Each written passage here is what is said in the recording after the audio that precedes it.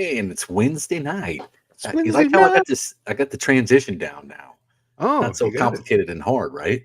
Yeah. So, yeah. Uh, anyway, welcome to Wednesday Night Tech Talk Live, What's the up? only Tech Talk Live show where you get technical answers about things. Real Believe it technical or not, answers. yeah, real technical answers. And if you want to go as far as metallurgy, Shane can do that. All Some right. things. All right. I guess we'll start from the top. Sure. Lars was the first one in here, LP94. Bruce Cultgen. JB's Little Shop was third. Miss Gatgy, 38 Racing. Nick the Van Man. Mr. John Wilburn is here. And he says, hello, gentlemen of culture and class. And there's ladies in here too tonight, I'm sure. Nice. So once Mama M3 shows up and let's here. see. Who's the other one? I think Wendy English, of course, is here every week. We got Fab Race Mod Repeat. Hello from Northeast Dragway. Buff Del Campo. Michael Schmidt. Val 360 Jimmy. Dust Devil Garage. Bigfoots and Mopars. Mama M3. And I think that's it. Everybody's here. So welcome. We'll kick tonight's Tech Talk Live off with there's already a tech question, believe it or not, came in at 6:52.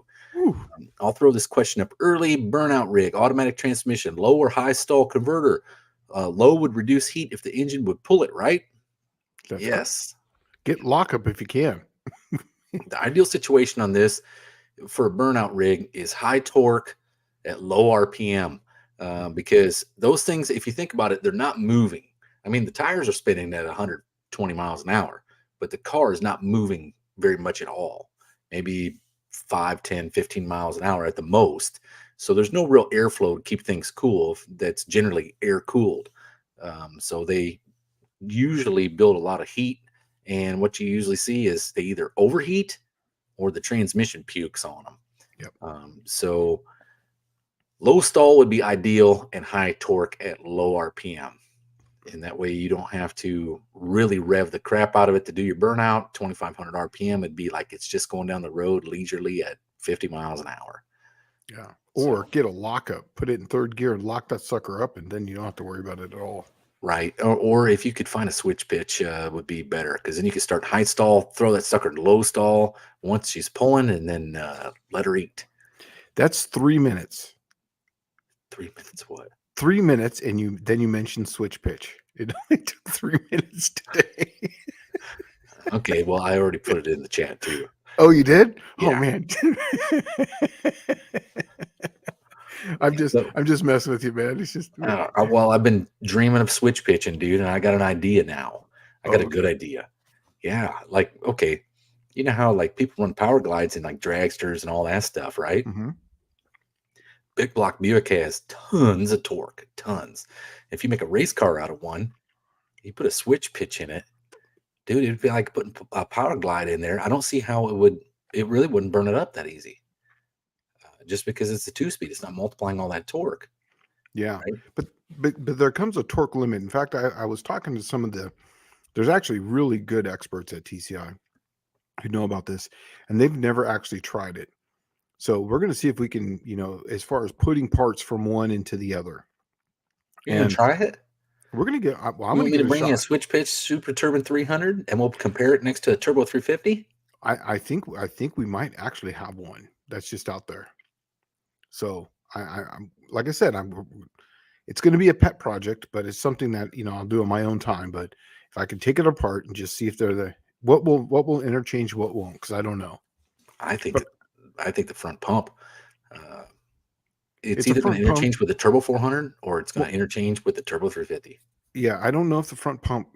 I'm more of like as far as the input shafts, the basket, and the output drive. That's really what I was concerned about. The front won't be so different. I think it's the mid and the output that's going to be slightly different. Well, I'm trying to score right now a lockup Turbo 350, and I'm kind of wondering if you can convert it from lockup to switch pitch, or because I think it works the same way, right? Yeah. It works on the same principle.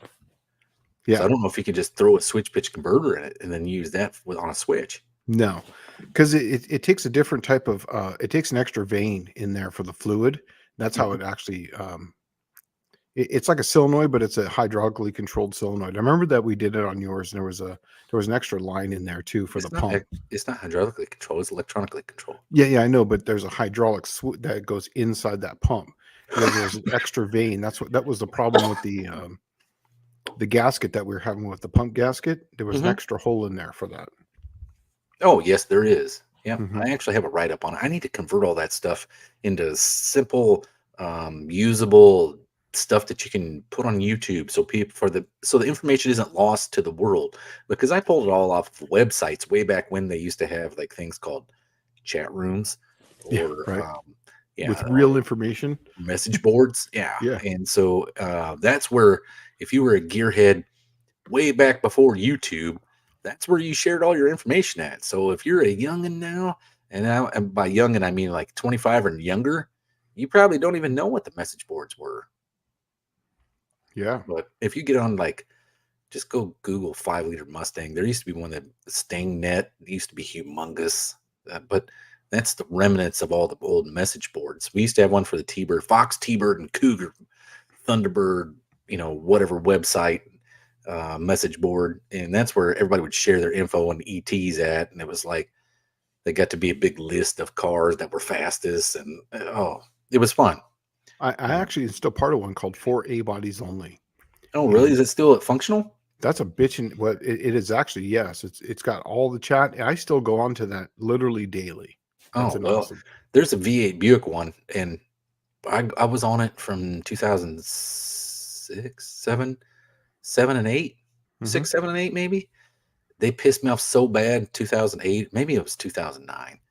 I haven't been back on there since, because it's like a lot of the, I don't know, naysayers. Hmm. It's always those people that's like, "Oh, you can't do that." Well, why can't you do that? And then nobody can give you a definitive answer because no one's ever done it. But they're going to easily tell you you can't do it, and that's where it's like, man, I hate people.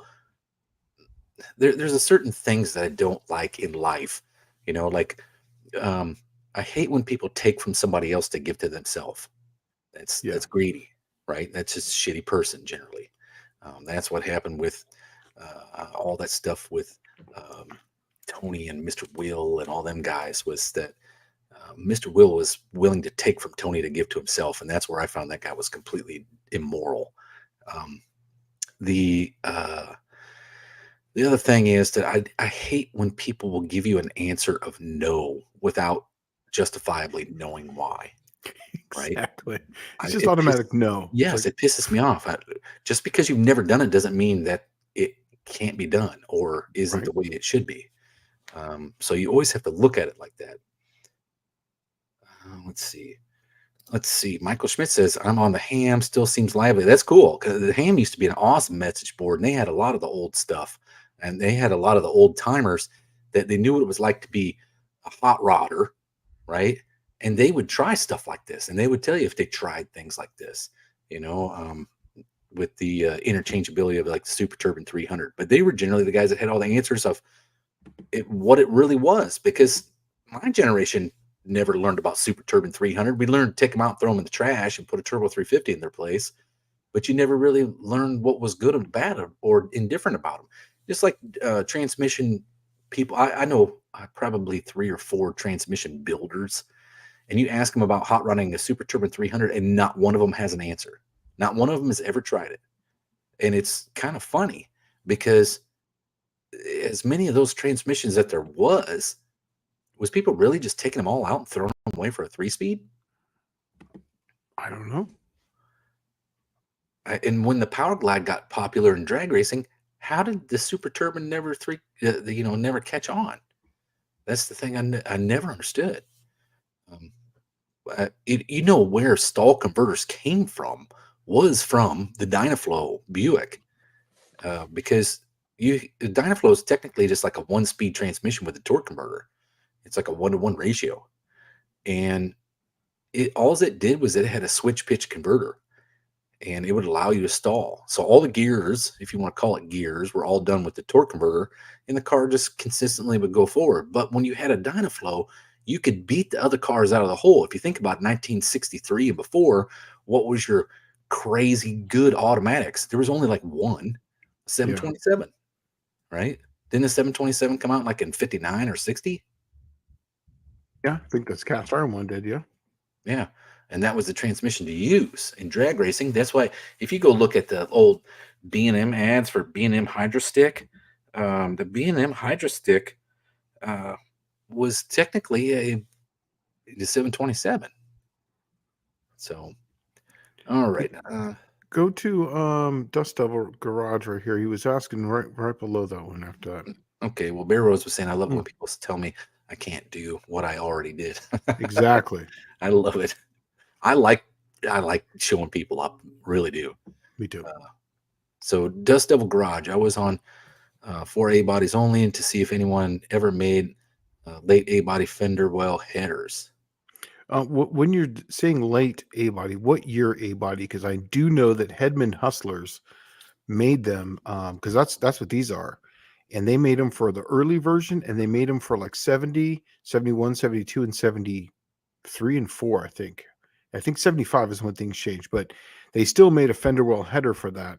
And then they made them for big blocks, and then they made them for small blocks. Now, whether if they sell them or not, that's a whole different story. I got these headers back in the early 2000s.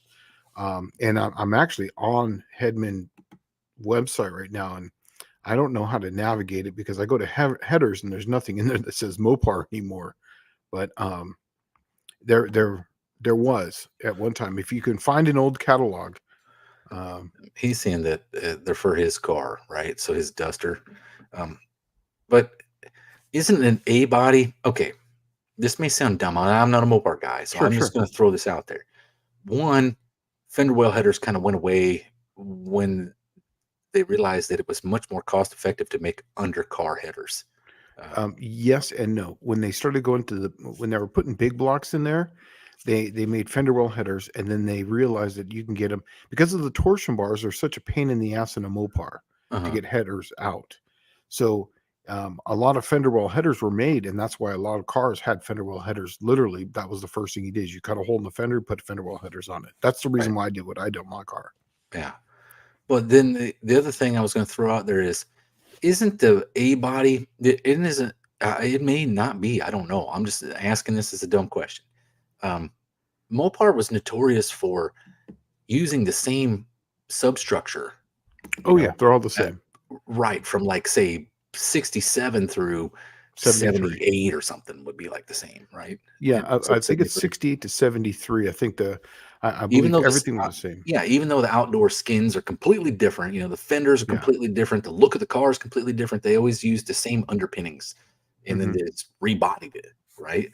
And I I don't see if you could find some for a early A body, like say 67, 68, they would easily fit in like a 73, I would assume. Yeah, yeah, and they did make them at one time. I'll look for them and see if I can find a part number for them. Now, getting them is a whole different story. In fact, the headers on this car, I had to buy all their gaskets for for this because they stopped making them. So I just literally bought the lot of them, and I've got every gasket they ever made now for the exhaust. So, and there's two gaskets for the on each side. There's the inner, there's an adapter, and then there's the adapter to header. Huh. Well, here's some interesting news. Okay, so all right. Lout Burns says 1954 GM Hydro was a four-speed transmission with front pump and rear pump, fluid coupling kind of converter. I think 27 bolts to connect it. Wow, We raced them. They were awesome, but really heavy. I bet. Maybe that's what the B&M Hydro Stick was made out of. I don't know. I thought they were using Mopar 727s, but I could be wrong. Let's see. Bigfoots and Mopar, says Brian, did same for B-body fender wells. None available. Doug's discontinued. I used A-body hooker fender wells. It takes a lot, but Jeff got it done. And okay, and there's a lot of other options too. If your Mhm. engine has a bore spacing that's relatively similar to Yeah, the to another engine, you can use the other engine because you got to remember headers are literally just like four tubes. Okay. And generally, if they're spaced somewhere relatively close, you are just a torch and a MIG welder away from making it work. So you just cut the engine side flange off. I was actually going to do a video on this, making my own headers out of a set of small block Oldsmobile headers, or actually big block. Well, they're all the same. Just deck height changes on them.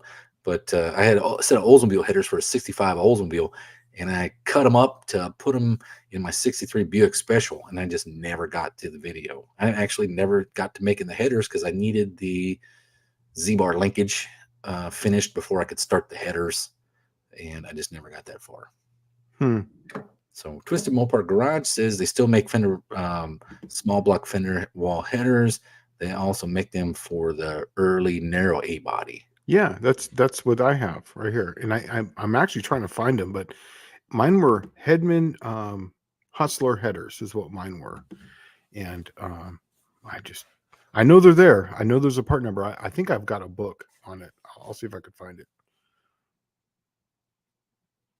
Oh, okay. So Loutburn says, yes, B&M Hydro was the one I'm talking about. So that was based off the GM Hydro. You're thinking of the clutch flight. That was the 720. So, oh, maybe so. Maybe so. I thought they were Mopar, but I was wrong. So, yeah, the clutch flight. Maybe that's what it was. I've got parts for clutch flight. You know that? Dude, that would be like a cool transmission to running that 333 class. It really would. Yeah. Well, if I did it, I would run one of Cope's low band apply, because obviously if you're leaving on a clutch, that means you're leaving on a sprag. That means you're leaving off of exploding things, and the 727 doesn't like that. So 727 likes to explode. Well, I'm saying doesn't like to leave on a sprag. Oh, so, no, that's what makes them explode. Yeah, that's what makes them explode. So I would like to have a low band apply if I did it, but I don't know.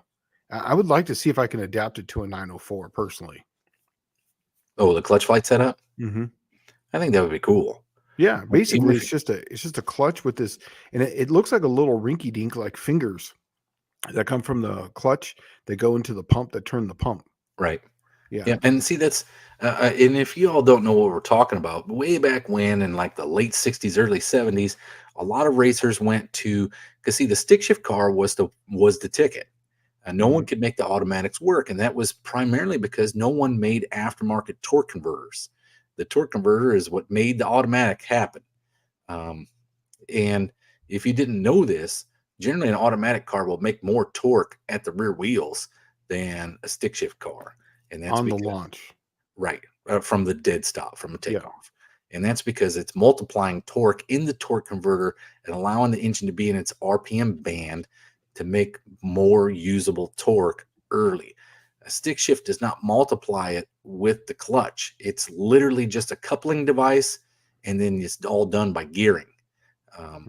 And so you'll generally make more torque with an automatic, but the racers figured out you can just take the torque converter out of an automatic transmission, and as long as you ran the pump in the front, it would apply all of the gears as if the torque converter was locked up.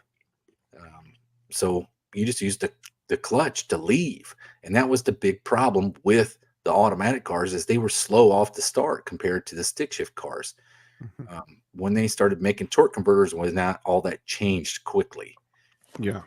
So, but it still was a difficult process, I would say, up through about like the mid 80s, because the big ticket used to be get the stock converters out of like a Vega and put them in a turbo 350 or turbo 400. What was the other ones that was the big interchangeable ones? Slant 6 torque converter and a 904 to like a racing 904, I'm sure. Everybody uses the 245 converter, which is like it's like the Chevette or Chevette, that type of Dodge Omni. No, it's a GM style, 4-cylinder converter. That's basically what that they're still using those to this day. So that's the go-to ticket right now is the 245. That's been the go-to ticket since probably the 90s. Oh, all right. Yeah. Just because there's a million of them, and they have so many different combinations of tops, turbine tops, stators, pump sides, and they're all interchangeable. So you can take one to another and make your combination. And if you go to, like, I think it's Sonex. I think Sonex has a little chart that if you get like they're numbered. Like if you got like say a 51 or an 81 top, and then you have an 86 stator, and then a turbine side. This is the stall you're going to get. If you cut this much off of this, you're going to get this stall. So it's pretty well mathed out for like say 400 foot-pounds of torque, and let's just say 3,000 pounds or so. So it's already been done. So Bear Rose is saying on my 58 Ford with the 460, I'll use Tri-Y 55 or Tri-Y, oh my gosh, Tri-5 big block Chevy fender wells and buy the big block Ford header flange from Summit. Bore spacing is near the same and pretty easy cut and weld to make it work. Yeah, that's what I've been doing for a couple of years. What I used to do is cheat the Buick was simple. The 300 was simple. People would like, God, these expensive headers for the 300. And I'm thinking, hey, man, okay, look at it like this. You could go buy a set of V6 Buick headers in a G body for $99. And they were long tube V6 headers from like Hedman and all that stuff for a long time. That's 3/4 of the header. So you just buy the flange for the 300, cut your tubes for your V6, hang them there, and then you run a third or a fourth tube, and you cut the header collector flange off, the whole entire collector off, and then put a V8 collector on the end. And it used to be that simple. Now a lot of people don't do that because they don't know, and those headers are not easy to come by anymore, and they're not $99. Yeah. Remember the blackjack headers? Remember those? Yeah, that's what I was talking about. Yeah. Those super cheapy ones. But Buick Smith says, Shane, were you able to find out the info on the Super Turbine 300 switch pitch converters, and if you could make a switch pitch out of a Turbo 350? You're late to the party, buddy. We were actually talking about it within, 3 minutes? 3 minutes. Yeah. So, yeah, he's saying that there's some super knowledgeable people at TCI on this, and when he brought it up, they're interested to find out if you can. So this may be a big deal where I just take him a Super Turbine 300 and say, all right, fellas, have at it. And or it could be just a complete like wah wah wah, nothing this fits. Well, I'll bring you a Super Turbine 300, and then you can take it apart and see how it fits. Your guys can take it apart and see what works. And if it doesn't work, just throw it in the dumpster. Yeah. Right? I'm not worried about it. But I can bring you one. But I am going to keep the converter. Oh, no, you're actually going to need a converter, aren't you? Yeah. So I'll give you a converter. Let's see. Lori Conboy says, we love our Super Turbine 300 and our 65 Skylark with a 425 nail head. 167 60 foot with 410 gears, which is really good. That's a good 60 foot for a street car, period. And that's only a 2-speed transmission.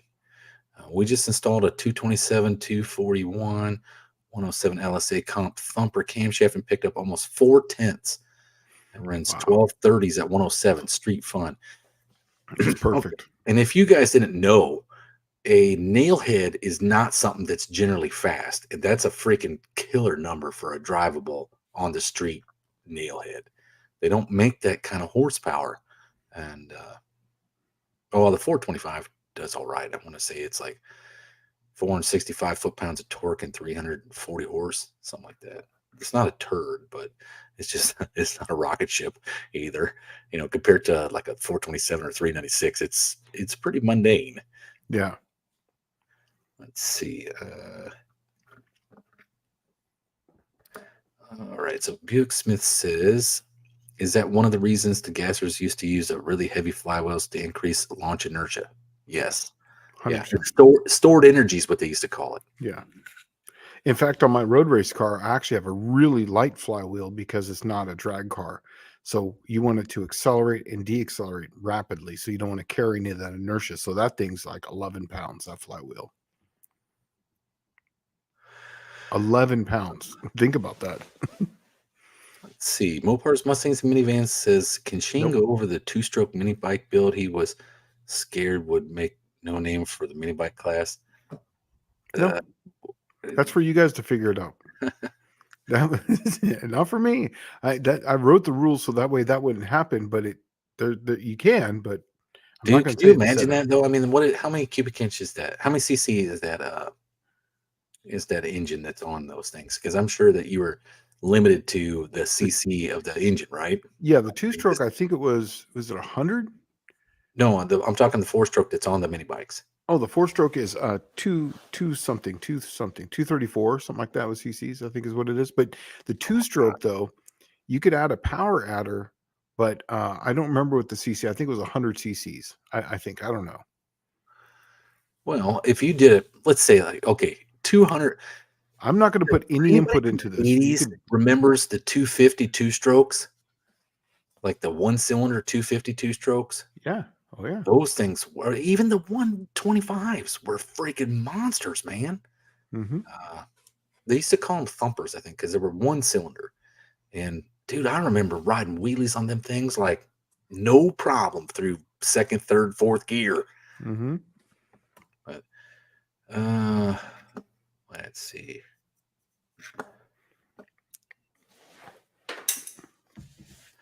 Okay, so Bear Rose Garage says cheap stall converter, torque converter for big block Ford. Find a converter from an 80s F250 302 with a C6.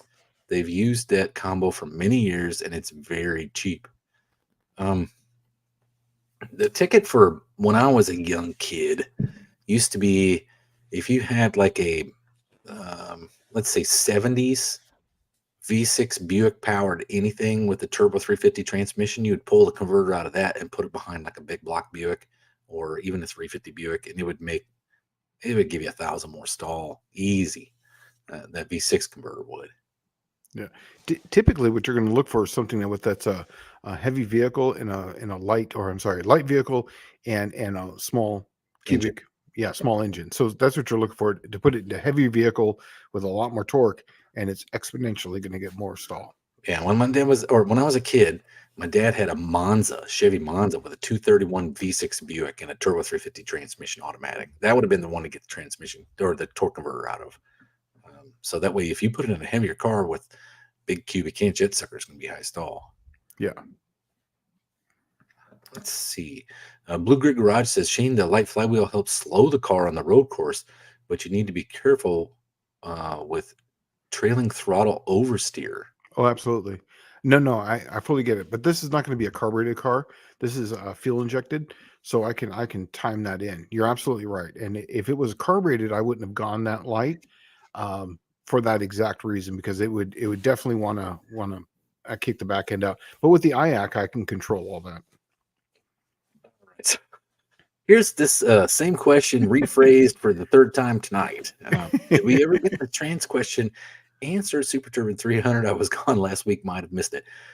So Shane says at the very beginning of the show, there's some very knowledgeable people at TCI, the transmission builders, and when he proposed this question to them, they're really interested in doing it now.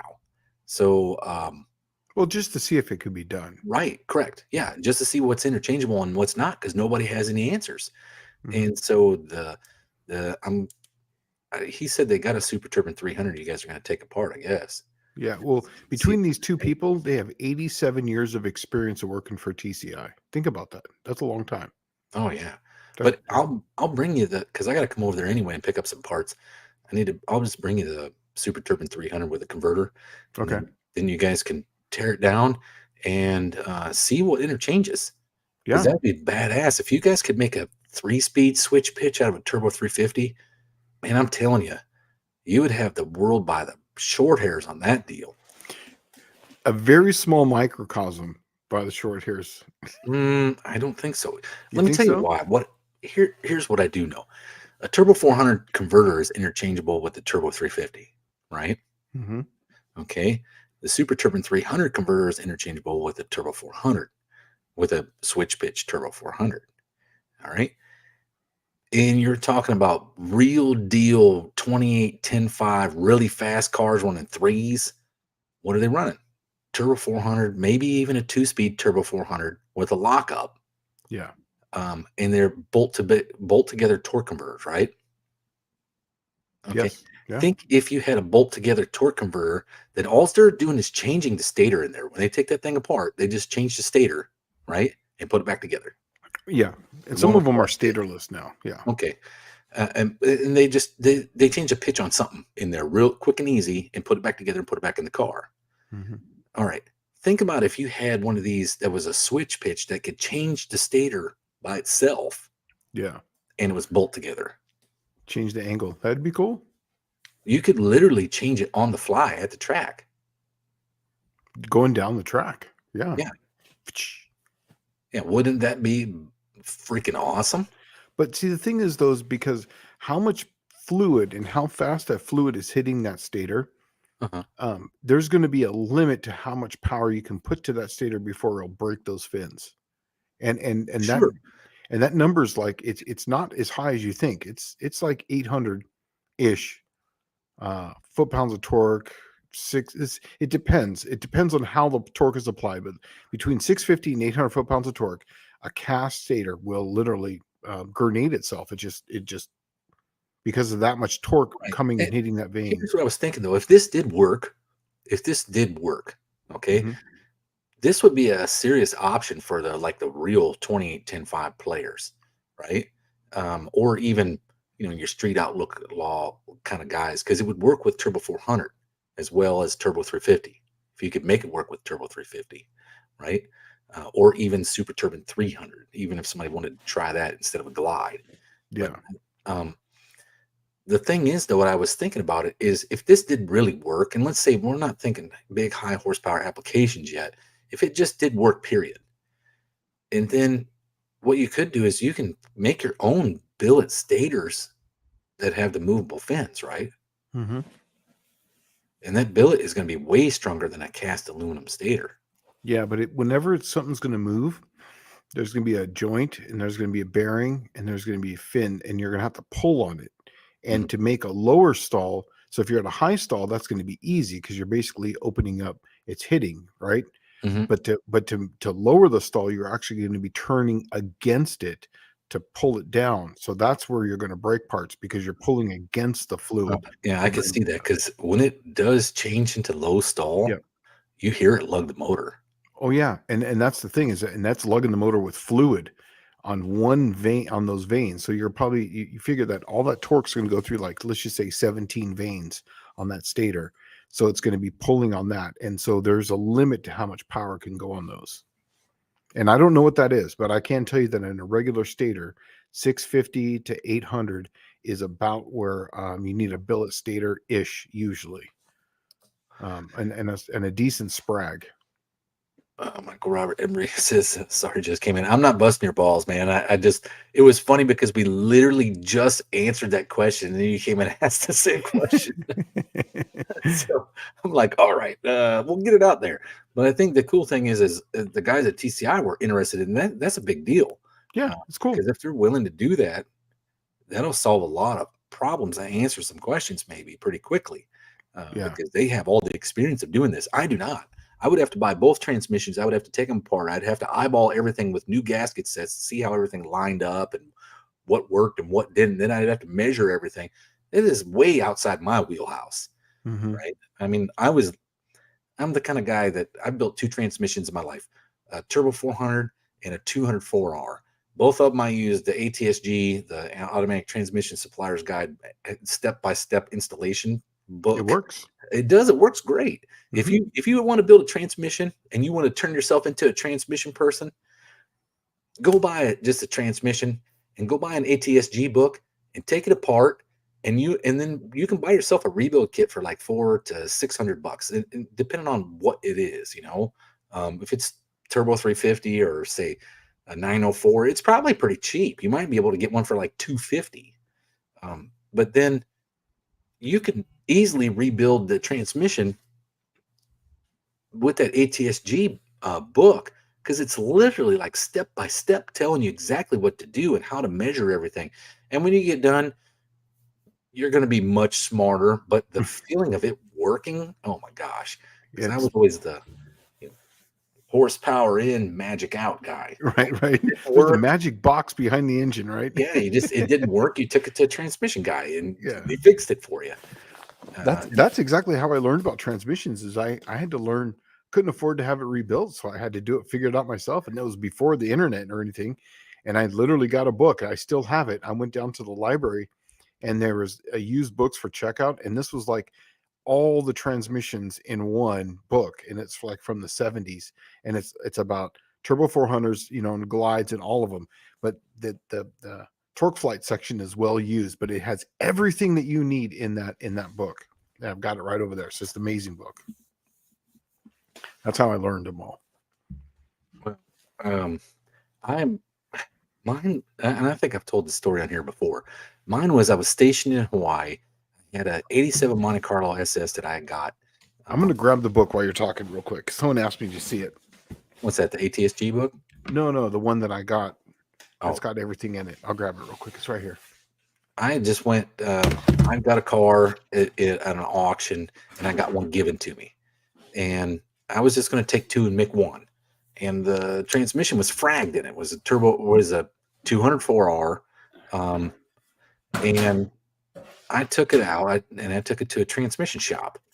And when I walked in the transmission shop, I'm like, hey, I need to get this 204R rebuilt.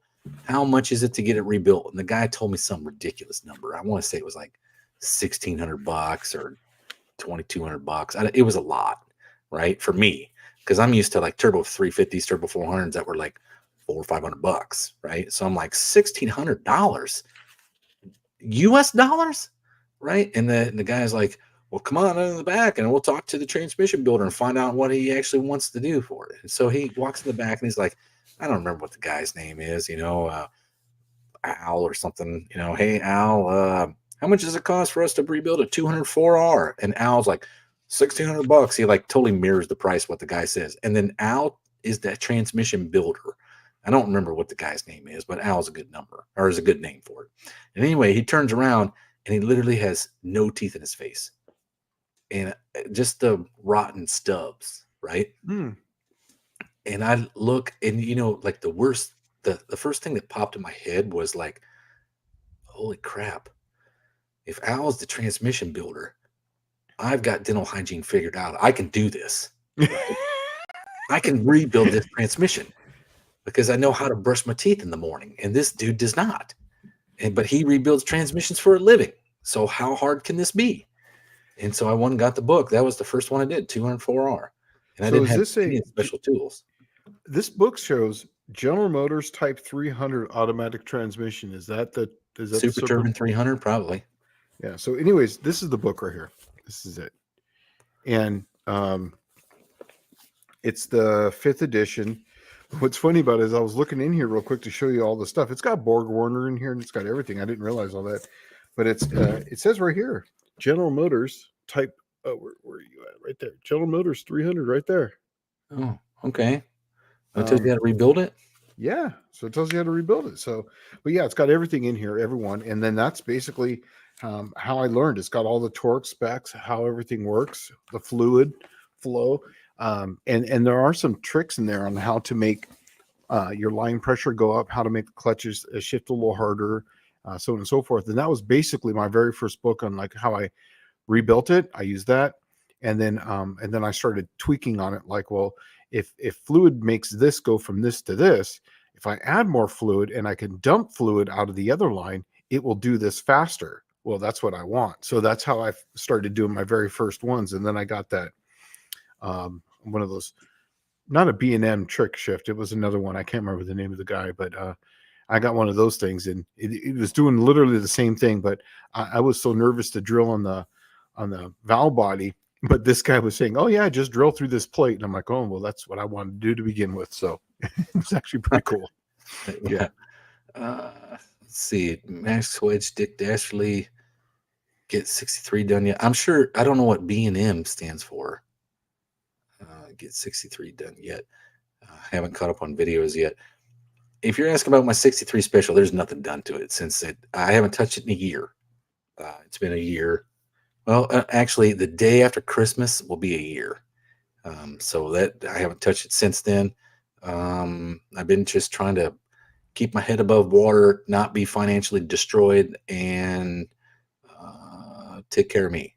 And that shit can rot if it has to, because right now it'll never get done if I don't get finished with everything I'm doing.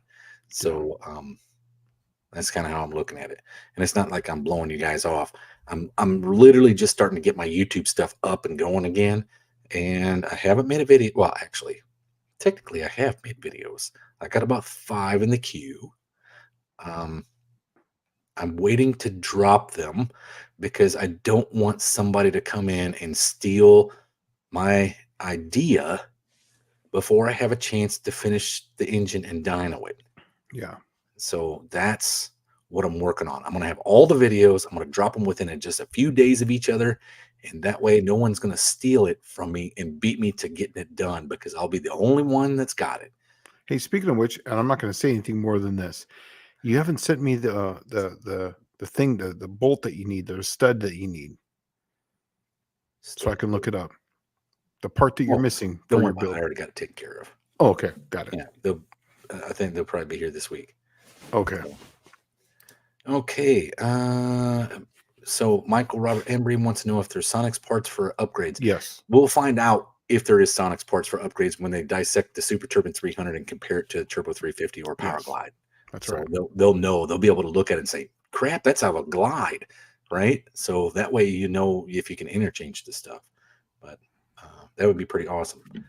And so Loutburn says, Chevy guys, GM Hydro will bolt up to 350s on down, including the 6-inch. No, while you're doing it, they people want to see the book. Yeah, it's William that H. one. Krause. Yeah, there it is right there. It's the 5th edition. Sorry. Keep on going. And it says GM Hydro will bolt up to 350s on down, including the 6-inch if you find the GM bell housing. So let's see. Buick Smith says, I have a copy of an old Hot Rod magazine that had a junkyard scouring list of all the different GM torque converters and the cars that came in. I think I sent pics of it to Dallas at one time. You may have, man. To be honest with you, I don't know. I don't honestly know. Maybe so. But if you didn't, or you did, send it again, and I'll share it around with the world. Or you can actually just put it on your YouTube page. That's what I would do. Put it up on your YouTube page. Yeah. Let's see. Michael Robert Embry says, "Mahalo. I was born and raised in Hawaii." So, and then you got this one. What's the title of the book, Shane? So you showed it up there. That's why I showed it for. Yeah. It's an amazing book. Val 360 Jimmy says, "Love your story about Al the transmission guy. Dallas people at work don't know what I'm laughing at." Yeah, so that was literally what drove me to rebuild a transmission. Was that like, shoot, this guy don't even know how to freaking floss, right? So I'm all over this. Bear Rose Garage says, "I love books. The battery never dies and the screen doesn't go black. I can open it, set it on the bench for a week, and it's still right there where I left it." Exactly. And it's much easier to flip a page back because you can put your finger between the 2 pages and go back and forth. And then you can make a copy of the page and then it sits right there inside there and you can bookmark it. I agree with you. That's the reason why I still have books because I love them. I'd rather have a book than I'm at the generation where I used books and I prefer them. In fact, I have a huge filing cabinet up here of books just like this. And I keep them and I have little notes in them and I go to quite a bit. So yes, because I can't remember things all the time anymore. I used to have, oh yeah, I can remember that. Now it's like, dude, I buy them. Like I still use them when I build all kinds of stuff. I was using it today. Yeah. I have the Chilton's books from like I'd say 1964 to 1976. And I refer to them things all the time, all the freaking time. But like, what's funny is like I was at the Buick Nationals last year, and everybody was crowding around this guy's trailer. He had swap meet on the honor system. So everybody's throwing like $5-10 in there and buying parts off his table, and there's nobody there to verify you're doing it right. And I walked up there and was hoarding all this. Oh man, aluminum pulley for a crank pulley for a Buick. Oh, this has got to be rare. I have never seen anybody want it. And I look over and I see like this stack of Chiltons. It's like $5 a book. And I'm like, my God, them books were like $300 new, right? And back in 1965, And so I think I bought 3 of them. Yeah.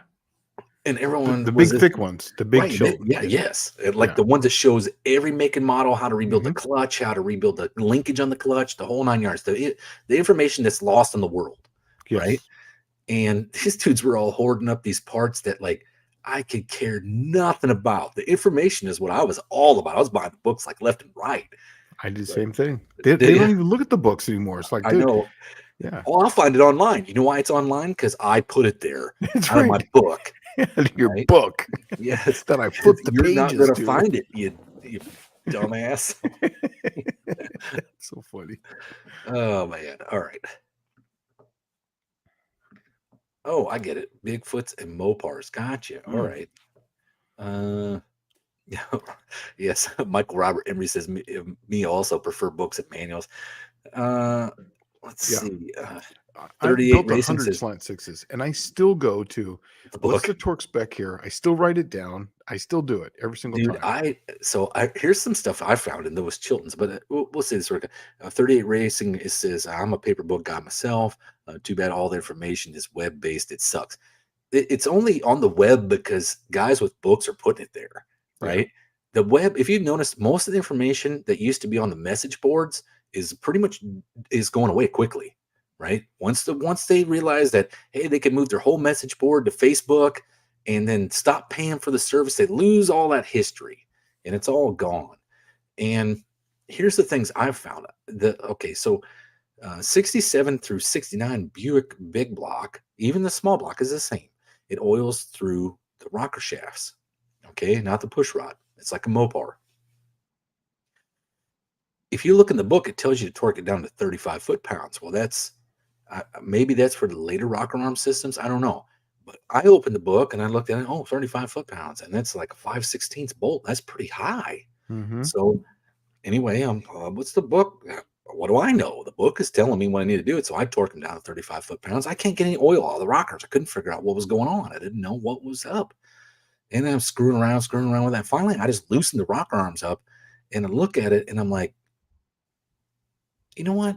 I wonder if this is supposed to be less because when I was a kid, we used to just tighten these hand tight, and that was that. You just send them, and so I just tightened the hand tight, and lo and behold, I had oil, and it was like, oh, okay, something's not right. So then I start researching it on the web. I start looking at other books, and then I find one of the Chilton's books from like I don't remember 64 or 5. And they talk about torque specs for the rocker arms being 25 foot-pounds for the small block. And then when the big blocks came out, it said 35 foot-pounds. I think it's the same damn rocker assemblies, except for the shaft is longer. That's it. That's the only difference. And I'm like, you know what? I wonder if this is for like the later big blocks that from like 70 on up that were oiled through the push rod. It didn't matter about oil coming up through the rocker arm. And so I put them at 25 foot-pounds like the small block, oiled like mad. So I wrote it in the Chilton's book, like 25 foot-pounds, 67 to 69, 400, 430, right? And just so I would remember, because I was pulling my hair out for like 2 days trying to figure that out. It didn't make any sense. I'm like, this is not, there's a hole literally coming up through the block and the head. How can this not get oil? You know? Yeah. And I was thinking, oh, I need to pull the head off to get the head gasket on upside down, and it's blocking the hole off. And I'm like, wait, no, it's the same on either side. There's a hole on both. Um, it's just not drilled on the block. So, uh, yeah, one of those things. But yes, the manuals, I'd live and die by them, big time. Let's see. Buick Smith says our local Napa parts store has all the parts books on the shelves in the back. They won't sell them, but I go in there and flip through them like a Mhm. library. Dude, that would be I do the same awesome. thing. I've never had access to them like that. Yeah, I did the same thing. I have commercial accounts at Napa and AutoZone and O'Reilly's, but Napa's got the old books in the back, and they still have the old picture books. So if there's like a heater valve that I want to look at, I can go to the picture book, and the picture book tells me all the different functions of it, and it. Dude, it's amazing. It's awesome. Well, before we had this influx of Chinese parts in the parts stores, and you had all these chain parts stores. There used to be a whole bunch of like individual parts stores all over the country, right? They didn't really have any chains back then. I guess probably the biggest chain was Napa, And Napa Mhm. was still probably, in my opinion, was one of the best ones to go to. That Yeah, was it the was really privately owned. expensive parts. Each one was different. It was a franchise, so you'd have a different Napa. Was even though it was Napa, they had to buy from the same things, but one Napa store wasn't the exact same as another one because they were independently owned. Each one of them. Then you had like CarQuest, but then the first one that I saw that was literally like a chain was Craig and Shooks, and what was the other one? There was three of them that were to combine together. Craig and Shooks and something. Um, but Oh, and on the West Coast was Craig, right? Checkers. It was Craig and Shucks and Checkers. Was it? Yeah, it was Craig and Shucks and Checkers. The same one. Yeah, and they were all owned by the same company, right? And I don't know if it was motor parts or what, whoever you want to call it, you know. Um, and then all of a sudden, the big chains started coming out. Well, I lived in Ocean Springs, Mississippi. I was stationed in Pascagoula for a while, and for like 5 years actually. um, they had a Napa in Old Ocean Springs that when you walked in there, they didn't even have a computer. It was literally the book that was like a mile long, That's right? awesome. And it had all the tabs for the different manufacturers of parts. And the dude would thumb through it, and then he would go in the back and he would get the part and he would come out and say, "Here you go." And how I found out those books were so invaluable was that I went in there and was rebuilding an 8.8 Ford. And I told him I need um, carrier bearings and I want to say a pinion bearing for an 8.8 Ford. And he looks in the book and he's like, huh. And he looks through another book and he's like, huh. Hey, did you know the 8.8 Ford uses the same bearings as a 12-bolt GM? And I'm like, no, but it would make kind of sense because it looks kind of like a 12-bolt, right? Like it's a rear loader. It's literally 8.8-inch ring gear, which is the 12 bolts 8.875. And I'm like, they didn't have the bad hypoid angle on the 12 bolt. They were pretty efficient. And I'm Mhm. wondering if Ford kind of copied that to do. I mean, it makes sense. GM stopped making it. So, and they went to the 8.5 inch, and that's what they lived with for all those years. But anyway, he comes back out. He's got like 12-bolt bearings, right? And he's like, here you go. This is for 8.8 Ford. I'm like, huh. And then that's what the interchange in those books gives you all of that information. And there's stuff like you would never know because now you go into the parts store and you're like, I need carrier bearings for an 8.8 Ford. And the kid's like, does it got air conditioning? Is it four-wheel drive? And you're like, I just need carrier bearings for an 8.8 Ford, right? Like the kid behind the counter doesn't know what car to look up that came with an 8.8. They don't know what make even maybe. So I hate when it does that thumb thing. But yeah, so that's where we're at today. 38 Racing says I have 15 to 20 motors manuals, some GM factory books too. Bought them at a dealer auction. That's an awesome thing to have, man. I'm telling you, it doesn't go bad. And just like Barrow says, when your iPad crashes, it doesn't take all that stuff with it. So Clayton's Toolbox says, "Hi there. Is the 830 CFM carb too small for a 437 cubic inch big block?" What RPM? Here is the cam he's giving you. Yeah, I know, 254, but 261 at 50. That's a big cam. not for a big engine though. 437 cubes. Mm. Single plane intake, ported aluminum heads, mainly drag race. Would I gain much with a 950 CFM carb or Dominator? Yeah, Yeah. yeah. You'd want the 950 for sure for that one because it's not a super big cam for that cubic inch. Comparatively, mine is 270 and 422, and I shift mine at about 75. So for that kind of thing, and I had a 950 on it. I got a 1050 on it now, but I put a 1050 because I'm spraying a bunch of nitrous. So I would run the 950 for that combination, that camshaft, and that's going to probably all poop out right around 65 to 7,000. Really depends on your cylinder head's airflow, but yeah, Well, I would run the there's 950. an easy way to do this. Like, okay, it's 437 cubes. Mhm. Multiply that by 2, right? Mhm. And it's if you had they just call it 440, you need 880 CFM carburetor is what you'd need for that, just like in a performance application. All right. Now it's drag race only. You would probably add 10% to that. So another 44 CFM on top of that would probably be ideal. Um, that's kind of how I do it when you gauge them on how big to make them. 830 CFM, that'd be pretty good on like a 400 cubic inch motor. It's a little bit too small for that 437, especially if you turn it way up. Yeah. So okay, 38 Racing says I stopped loaning books when I didn't get my college trans book back. All the notes are gone. Right? Yeah. Yeah, and this one right here, I'll never let this one out. I've had this for so long, since the 90s, and it's got all my notes in it. I'll never no. Well, Bear Rose says here in Idaho, I think the first chain was Checkers. Yeah, it Yeah. was So Checkers, Shucks, and Kragen. That's exactly what they were. That was the combination. yeah, 38 Racing says the old Eklund books, Yep, parts books had the electronic specs. they did, That's and awesome. how to test them. They would show you how to test them. Like between here is what you're going to get for this, and how to check it. Yeah, he's absolutely right. It was good. Okay, Miss Catchy says, what does one need to do regarding surface finish for Cometic head gaskets? Please, was thinking of using copper spray as the surface finish is not mirror smooth. Cheers. I Okay, know it. go ahead. Go ahead, say it. Okay, it's an RA of 50 or better. So so you're wanting a surface finish of 50. Now 50 is really smooth. Okay, most really good machined aluminum is going to have a surface finish of like say 64. So a 50 is a really good, and it wants even smoother than that.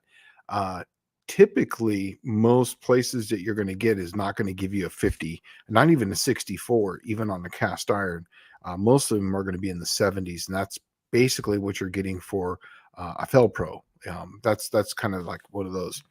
Um, but yeah, you would definitely want to get finer, smoother than that. You can put the copper gasket on it, but remember, Cometics have got that black Viton that's on it, so it doesn't need the copper spray.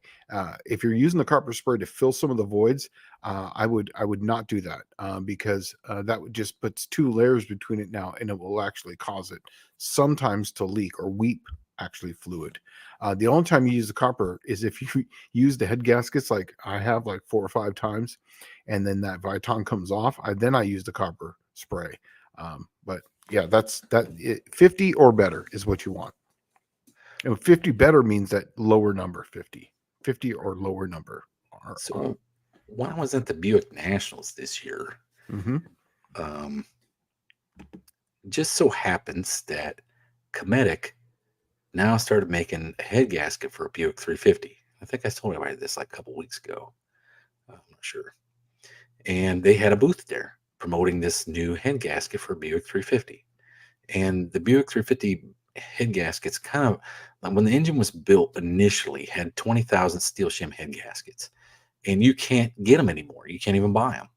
And so everybody went to the Felpros. But when you do that and it goes to a 43 thousandths head gasket, and you originally had 20 thousandths head gaskets, it's now 23 thousandths taller, right? So it takes a bunch of preload off your lifter, is what it does.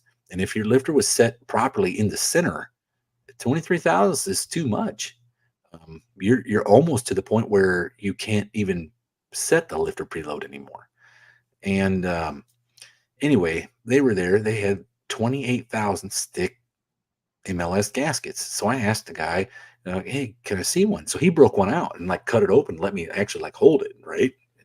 The neat thing is Buick 350 head gaskets normally have the holes in the top for the push rod. Like they leave all the material at the top of the head gasket and they punch holes in it for the push rod. That's what all manufacturers do. Even the original Buick gaskets were like that. Well, that's not a sealing surface up there. And the guys from Cometic, they got rid of all that. They're like, we don't need that crap. Shoot, that's just wasted material, right? So they cut it out.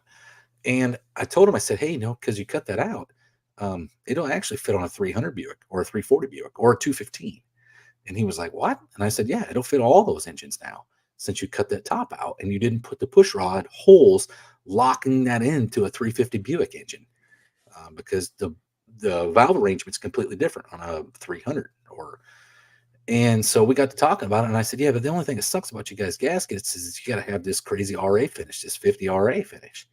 And he's like, well, it's technically just about like when you get a machine surface back from the machine shop. And I said, no, 50 RA is like almost mirror finish, right? Like you're getting to the point where it's like really fine.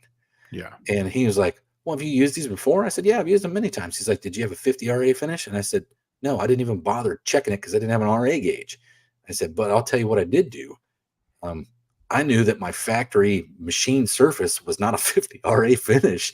So I got some 1,000 grit sandpaper and some WD-40, and I put it on a paint stick, and I freaking smoothed it out on top until it was almost like a mirror finish. And he's like, really? Does that work? I said, you're damn right it works. Yeah, it worked out great because the finish was really fine. Now, did it take me all day? Heck yeah, it did. Yeah. It took all day to do it. I But did it with a piece of glass. did you really?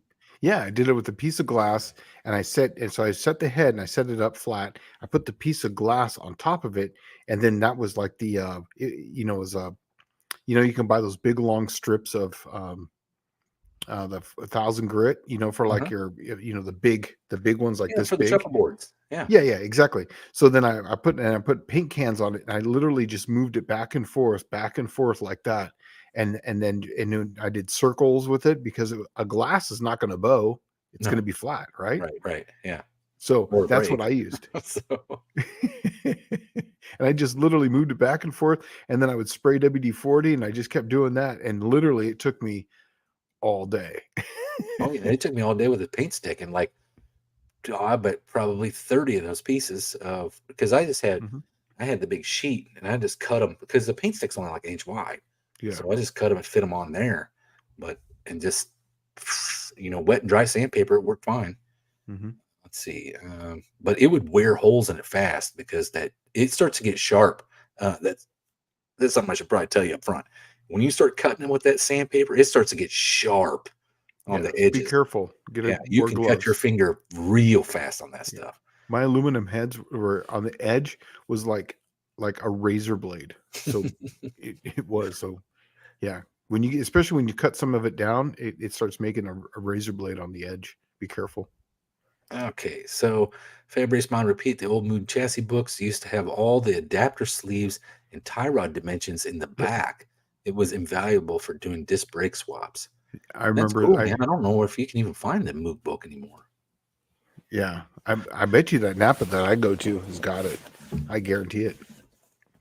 And I'm going to run into an issue with the wife's car eventually, the Beaver, Hmm. because I got one of those Scarebird or whatever Scarbird Oh yeah, brake Scarebird. system.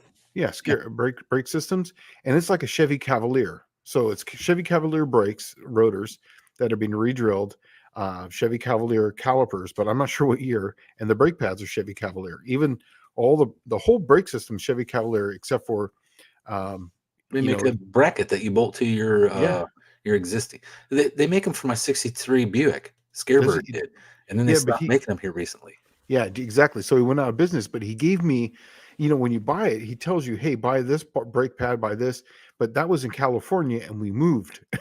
Oh, So I can't find that paper anymore. oh yeah, Scarebird's gone now. Yeah, I know. Which it sucks because all the guys on my 61 through 63 Buick Facebook page are like, dude, where do I get disc brakes? And I'm like, don't worry about the disc brakes. Put G body drums on the front. Like, oh, I don't know how to do that. I'm like, there's a video right here on YouTube from some dumbass guy in the Midwest that does this. Yeah, we wanted to go with the Scarbird because Scarebird because we wanted to keep the 5-on-4 inch for the wife's car. Hmm. You know. Yeah. Well, I wanted to convert mine from 4 lug to 5 lug.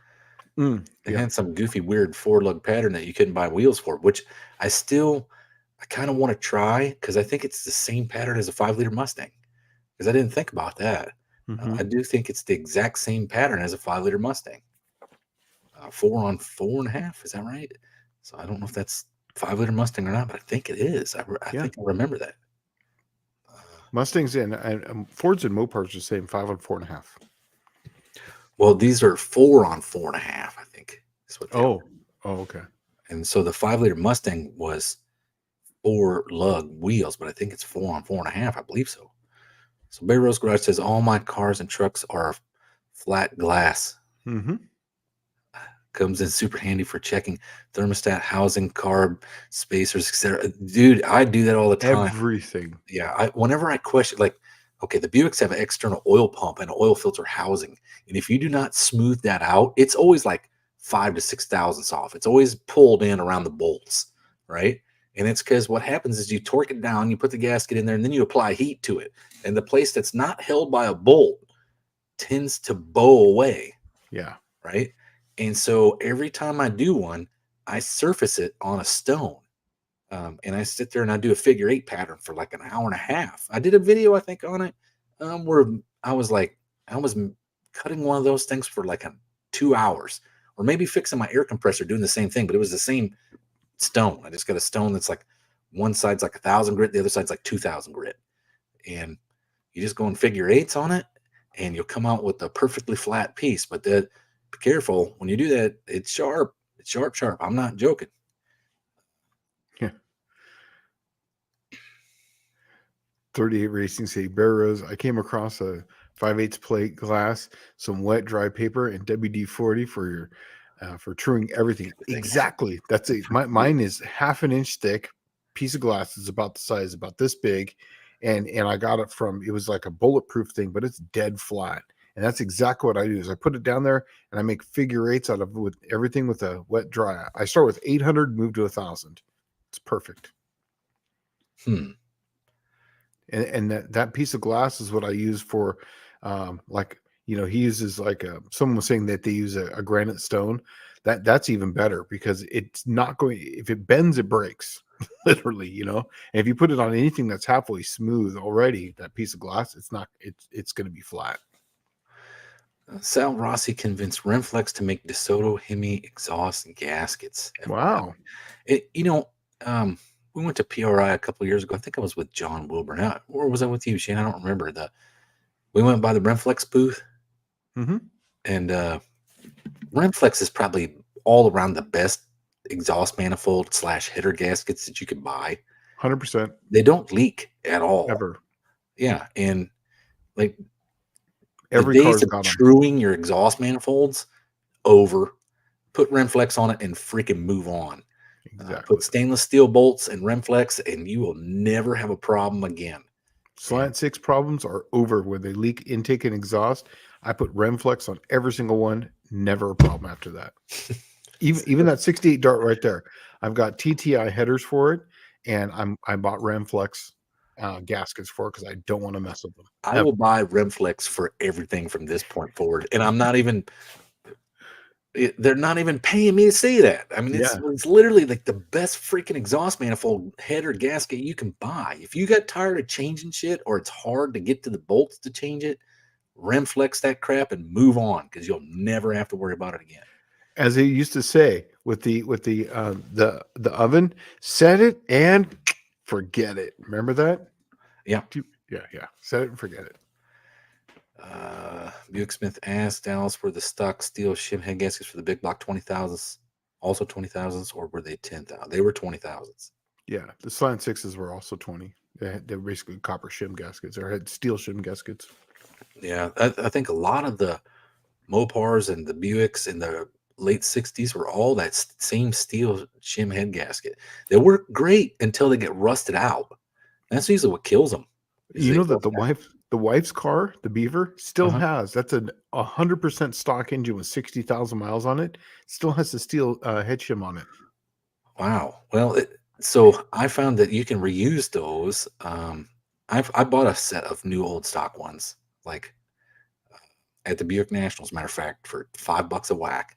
Came the entire top end Buick top end set, came in the plastic and everything, cellophane wrapped. Wow. $5 a set, right?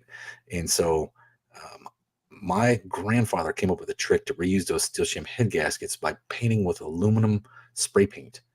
And then so that's what I do to every single one of them that I put on now. If I find one and I'm putting them on there, they're getting aluminum spray paint. Really? Aluminum spray paint works, yeah. huh? And you can reuse those gaskets over and over and over again. And all you do is just spray paint them each time. Is that better? Is that better than the copper coat? They don't leak, but you can reuse the steel shim head gasket because you're supposed to be able to just use them one time and throw them away, Yeah, right? You can technically reuse them if you can get them to seal with copper coat, but aluminum spray paint. I'll have to try that. That's worth the video. Speaking of trying on things, has anyone ever tried this orange thread lock? Has anyone tried this at all? If so, tell me if it's good or bad. I bought this. I've been using red and blue forever, but I want something that's high strength that I don't have to use a torch to get it off. So if anyone's used that, please let me know if it's give you a thumbs up or a thumbs down. Also, hey, weren't you supposed to do something for hardcore tech? Yes, we were. Is it past 8 o'clock? It's already past 8 o'clock. Wow. Oh man, day's flying. So I got a text, and this is about let's see here. Let me pull this up. It's about Eric Weingartner. It's about the he did a video for these that LS Cam challenge, and then I guess he made a follow up video, and I had to watch it about camshaft specs, and even though the numbers at 50 are the same, but they're different. I mean, he went into a very long, convoluted explanation. I'll try to simplify it. There's many times when I was talking about camshafts, and I've always said many times it's area under the curve. Just like with head flow, you don't look at necessarily at 50. 50 is just going to tell you when blowdown's happening and what the cam's going to start to move air. That's when air starts to move. But you're really looking at the 100, the 200, the 300, and you're looking at the area of those. Because remember, it sees that opening and it sees that closing. So the more that you have there, the even though the number of 50 is here, but if it's a faster ramp, it's going to be much greater at the 100 and the 200. So you're going to have a lot more area under that curve at that part. And if you watch his video, it shows you in some of those cam doctors, it'll show you at 100 if you stop to pause the video, and it'll tell you the area. That's essentially what you're doing, and that's essentially calculus. All this is just a parabolic curve, and you're looking at the area at certain points at certain plots. So even though the number is, say, at advertised and at 50, they're the exact same, but it's the ramp rate that you're looking at. Now, you got to be careful, though, because different profiles have different uses. So one that's really violent. Now, obviously, if you're going to get more air into the curve, that means it's violence. That means that you're ramping it up, and at high RPM, that's a lot of acceleration that you've now just accelerated, a lot of weight. You have to stop that acceleration, and you're stopping it with springs. And it has to go and has to turn directions, and you're going to have a bunch of moments of inertia on everything, and then it's going to have to turn and go the other direction, which is going to come back down, which is also going to be super violent, and where it's going to come down, it's going to make a lot of noise. Typically, that's not what you want for something that's going to be like, say, a road racing profile. Road racing profiles are going to be more they're going to ramp in, and they're going to basically kind of like a pendulum. When you're moving it back and forth, you think of it like that. You're ramping it in, and you're slowly catching it and bringing it back. So that way you're using spring pressure, but it's less violence, and they're going to make way less noise. Noise means Plus, that it things runs are, a lot longer without breaking anything. yes, exactly, for much higher RPM. Because if you're hearing noise, that means that something is not happy, but it's making a lot of power. But if you're hearing valve train noise, so what I'm getting at is that I've said this a lot, is that it's always area under the curve. That's essentially what he's trying to explain in that video. And Well, I wish we had I wish I had a whiteboard now. I feel like put it up there. Tom Muse, but okay, I guess the easiest way to explain is area under the curve, like he's talking about. If you think about it, if you had a profile that looked like this, right, on your camshaft, that, let's just say this is a half inch of lift, so 500, right, lift. And then the duration on this is, let's just call it 220, all right, just a number. You can, if you change the curve a little bit, let's just say the lift is the same, okay, and the duration is the same, but the profile looks completely different and it's broader, right? So technically your valve would open higher in this profile sooner, but still the same valve lift, 500. and the duration's still the same because the duration is how long the door is open. So the valve is open and closed, right? So it's still the same compared to this, same exact numbers wise, right? But it's open longer with the same lift. And it's open at a higher lift rate because you might have a head that flows better at 300 lift than 200 lift, right? Mhm. Well, you want to get past 200 lift as fast as possible so that you can get to that 300 lift to take advantage of that, the port flowing better at 300 or Yeah. 400. And that's how you do that. That's the area under the curve that he's talking about. That's where if you have a proper camshaft manufacturer and you're calling to make a custom cam, they'll want the head flow profile Yeah. At for each that data reason. point. Yeah. Yes. So for that exact reason. Yeah, and then they'll want, like, if it's a really good company, they want to know stroke rod ratio, so that way they can see how fast that piston is moving away from the head or moving towards the head at different points. Also, too, when it comes on the bottom dead center, and then how's that piston accelerating back up?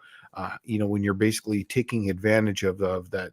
Technically, you're supercharging it at that point because you're taking advantage of all the kinetic energy of that air. Even though the piston's coming up, that air still has weight and it's coming in, and you want to cram that thing, as much as you can.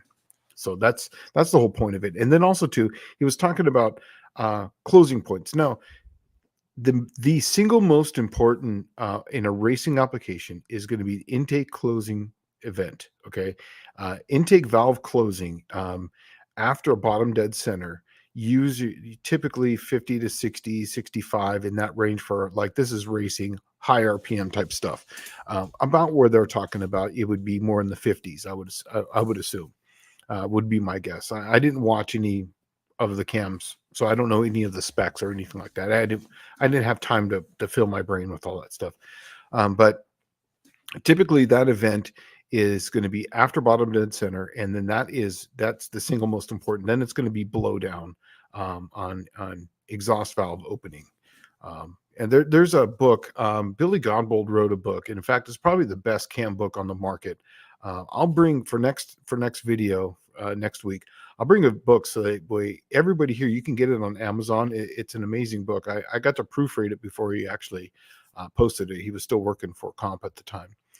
And if you want to know in depth from basically a nuclear scientist about cam events, that's the book to read. Some of it does get, you can always come here and ask questions, and then I can help you through it. But if you really want to go into a really deep dive, you should get that book, and then you really understand a lot more of this stuff. That's basically it. That was the question in a nutshell. Well, hold on, got another text.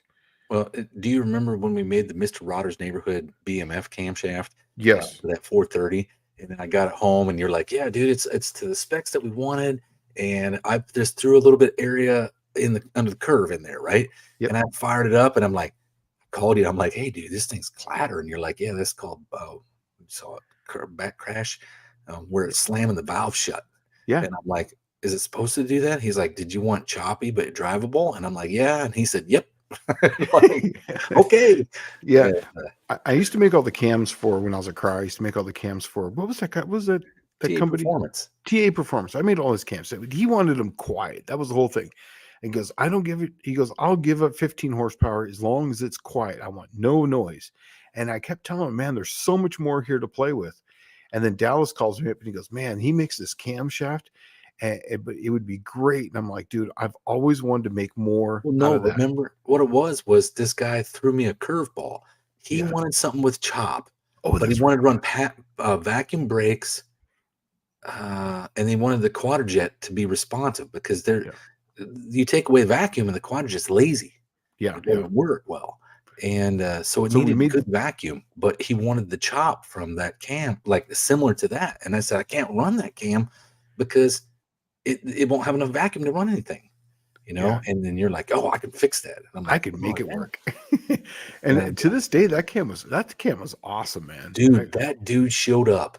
That thing, it sounded so wicked, man. Yeah. I mean, I should probably call Comp and order like 10 of them suckers and send them out and see what everybody thinks. But I don't know, dude. I don't have that kind of cash. especially not right now. But uh, that cam was healthy sounding, dude, and it was throttle response was ridiculous with the quadrojet on it. because that was everything. Because you're not going to change the timing events, so the engine still thinks it's the same as far as it's gonna work the same, but yet it's just gonna make more power because it's going to all the events are happening at the same time, but there's just more of the air moving at that time, Well, so that's what that the dude power. called me when he got it in the car, and he's like, "Man, you told me to shift the thing at 5,200, and it keeps pulling at 55." And I'm like, "Dude, it's a big block Buick. Do not rev it above 52. Don't do it, right? Like, it's not a race engine." Yeah. He's like, "It's still pulling." I said, "Shift it. I promise you. Just shift it." You go up there 5,500 one time, it's probably going to spin number 7 rod. But Yeah, they just they don't like that RPM like that. But it was yeah. pulling. So, all right. So to get back to your initial question, Buick Smith says we used a orange on the bolts on dash display circuit panels on the F18s. It works Oh, good, but those were smaller bolts, larger. Not sure. It's going to have the same properties, but okay. I'm assuming they used them on the small bolts so that they didn't vibrate loose. The screws, right? Yeah, what I was reading is that it's the same strength as red Well, without using the torch. so Fab Race Mod Repeat says, Shane, the orange thread lock is supposed to be strong as red Oh, or green. However, it's easy to get loose like the blue. that's what I was that was the whole thing. And I was like, to me that seems amazing because I wanted one right in between. Buick Smith says you can get faster under the curve with a greater rocker ratio too, correct? Yes, but you're changing it so minusculely. Like so if you go from like a 1.6 to a 1.7, you're barely going to change it even this direction and this direction by about 2 degrees. Yeah, you're going to get more lift, but your area is nearly at the top. You do railroad track at some points as far as more air into the curve. You are correct. But to really do it, you would actually you would need to go up at least say from a 1.5 to a 1.7 to see some real difference to get that to actually see the difference between a massive area under the curve difference. It would be so minuscule, it'd be hard. It'd be like almost dyno. um, at that point, you're kind of like, was that a cold dyno or you know So Michael Robert Emery says orange thread locker can be removed with hand tools and does not require heating to achieve removal. 3 times the strength of blue thread locker, ideal for high vibration applications. Perfect. That's exactly what I bought it for because my bolts fell out on my power steering pump, and that's what I bought it for. So perfect. Let's Sounds see. great. Buick 350 V8 power KS Skyhawk here. We've had severe weather here in Leavenworth, Kansas. It blew by. Now back to the important stuff, checking out our tech gurus in the person of Shane in Dallas. It's Well, on its way here right now. thanks for I can tuning tell. in. Yeah, Shane's just dealing with it now. He's just getting the wind. I'm getting the So wind, and then tomorrow morning is when all that I'm other sure stuff when you go happens. walk in the house, it's just going to dump on you. I'm So, probably. Well, I have a little walkway. I have a little eaves way, at least no. halfway. Yeah. 38 Racing says, speaking of cam lobes, one of the is it Iveco or Leveco? I Uh, don't know. Diesel engines uses a weird double hump profile instead of an EGR valve. You can't set the valves at companion cylinder rockover. Oh, because of that hump. I wonder. Double hump proof. Oh, is he talking about because some of these have instead of having like a valve spring, the heavy valve spring, it uses the valve to the cam profile to open and to close it. I think that's Oh, what he's that's you're talking about like the Ducati. What do they call that? The Mesco valve or something like that. yeah, but Where some of the it's got a cam follower and just follows it, moves it up and down. Like yeah, but some of the diesel ones actually still put a spring on it. oh, do they? Yeah, to keep it shut because they're Oh, boosted. so much pressure on it. Yeah, so on the exhaust side, you're gonna have back pressure, and it's gonna want to ping that open. So I think they put a spring on them. So I think that's what he's talking about. Um, let's see. Buick 38 or 350 V8 powered Dallas, your motor driven water pump. Besides horsepower savings, what other bennies? How much horsepower for DC motor is required? What RPM on pump is a higher RPM usually required?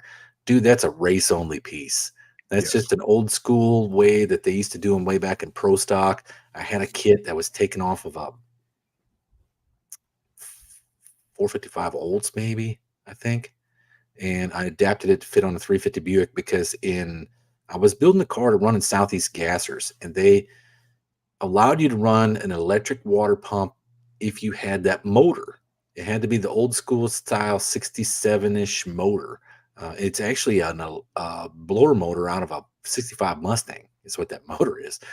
But um, and then Moroso just puts their little bracket on it and sells the crap out of them. But that's the only electric water pump you're allowed. And in a Buick, no one makes an electric water pump for the small block. So I just figured I'm on even keel with everybody. So I'll just run a stock water pump with that electric motor on it, right? Mhm. But yes, that's a race only piece. You can't turn above the RPM that it actually turns. It doesn't spin very fast. It's just to keep it cool long enough to run a quarter of a mile, and that's it. Uh, Yeah. you Mine don't. gets hot if I'm running down the road because I have an electric water pump on the Cookie Monster. If I'm driving it around, if you see me doing laps, that means I'm trying to get heat into it faster with the water pump running. Because when it's going like say 15 or 2,000 RPM and above, that water pump's not spinning fast enough to move the water. Yeah, Yeah, it it's doesn't. only literally at idle. Do you have the Mazir? Yes. Yeah. So you probably got the same one that's like on my T-Bird. Hmm. Like just cruising it. Like if we were on the highway running say like 55 miles an hour, it'd probably be fine. It'd probably Yeah. be sufficient. But man, you make one pass, that sucker's up at 200, 220. I mean, it does not cool at all when you're under hard throttle. So, oh, JB's out of here. All right. Well, see you later, buddy. Yeah. See you later, man. Thanks for stopping in. Lout Burns says, yeah, but I hate all the clattering of the Duntov 3030 and the Boss 302. That's the solid lifter cam. This was different. This wasn't a solid lifter cam. It was a hydraulic cam. But man, did she have some crash back on that BMF cam. That thing, like, literally is probably the maximum you could run on a street car with power brakes and a stock carburetor. It's probably, there's Absolutely. nothing left. No. So, What did that thing have? Like 14 inches, wasn't it? what's a vacuum? Yeah. Uh, Was it? I remember you telling me it was like right on the border, I think 14 it's or actually 15. 15. I think Yeah, I it's think it's 15 inches of vacuum. 15 inches vacuum. Yeah. Because that's what I told you I needed was a Hmm. minimum of 15 to make the quarter jet work. Yeah. Because it And I had the think I big nailed it. spring in it. So, I oh, it remember that. sounded awesome. And then that dude was like, he shows up and I had it running on the start stand. And he got here and he was like, that thing sounds amazing. And I'm like, yeah. And then he pulls out this shit pile carburetor that he found underneath a wood pile with dog crap on it and everything. Like, hey man, can you put this on there and tune it up? I'm like, I don't No, fucking think so, dude. never. No way. That thing's not even gonna work. And he's like, oh, it worked on my car before, before I brought 20 it years here. ago, No, worked on I'm not parked. putting that on there. You can go home and go through that, put it on your motor and mess it all up. All right. Clayton's Toolbox says I've used the orange thread locker for a few years. It's awesome. Thank you. Yeah, Maybe I awesome. should start just buying orange and forget about blue and red and just buy orange. That's what I'm going to do. That's actually that was the whole thing. Is I'm going to give this a shot, and because right now I've got I got two small ones of red, one and then a blue, and then I have the big ones like this of red and blue. And I'm like, well, what am I going to use? And then if I can get it all with this, I'm just going to use this. Huh. Let's see. 38 Racing says, no, Shane, the lobe isn't egg shaped. There's two toes. Yeah, So it has like yeah. two lobe lift points. Yeah, that's what I'm saying. Is that if I said egg shaped, that's not what I meant to say. What I meant to say is that it's going to have one lobe up and one lobe down. So basically, it's using a follower on either side, but then it has a cam spring. But I'm like I said, I'm just trying to guess at what it did. Let's see. Buick Smith says Shane always wanted this. Do the bucket over shim overhead cams like Toyota JZs have more AUC than pushrod cams? AUC. Area under the curve? Oh, okay. Is that what he's saying? Yes, I hate acronyms, man. Well, yes and no. It really comes down to ramp rate. Basically, it comes down to foot. So like a Toyota two JZ. I believe they're a 1.1 foot, I think. But then the what's the Nissan the TB48. I did a lot of cams for the TB48. Those are those guys out there in UAE who race up the sand dunes in those 6 cylinders, the Nissan Patrols. That footprint is a 1.3, and there's a Toyota one called a 1FZ, I think is what the one that they use, and that's got a footprint of a 1.3. What foot is how big the bucket is. So the bigger the bucket, the faster you can get that ramp going, because that means you can basically have that ramps go all the way to the end, as close to the edge of the bucket as possible. The bigger the one, that's why Chrysler had an advantage with the 904 over the 842 or 841 lifter, because then your usable foot is only like say 790. We're on a Chrysler, and a 904 usable foot is like more like the 860s. So when I'm being usable, so that way it's not going to hit the edge of the cam, because remember it's got a slight taper on it. So on the Toyotas, yes, absolutely. Anything that's got anything over an inch, you can really get the ramp rate on those fast. And there was actually a guy in the UAE was actually trying to put a roller on those, but he wasn't gaining anything because he was making that bucket so heavy by putting a roller and doing all these other things. We are already making those cams. They're running turbos with nitromethane, and some of the cams were, and this is in a 6-cylinder, were 285 duration at 50, 307, 310 degrees. This is duration of 50 now. Yes, at 50. Golly. Yes. Like on the exhaust. 350-degree camshaft. 305, 315, like 315. And because they're running nitromethane and nitrous, so there's so much cylinder pressure, you got to get it out.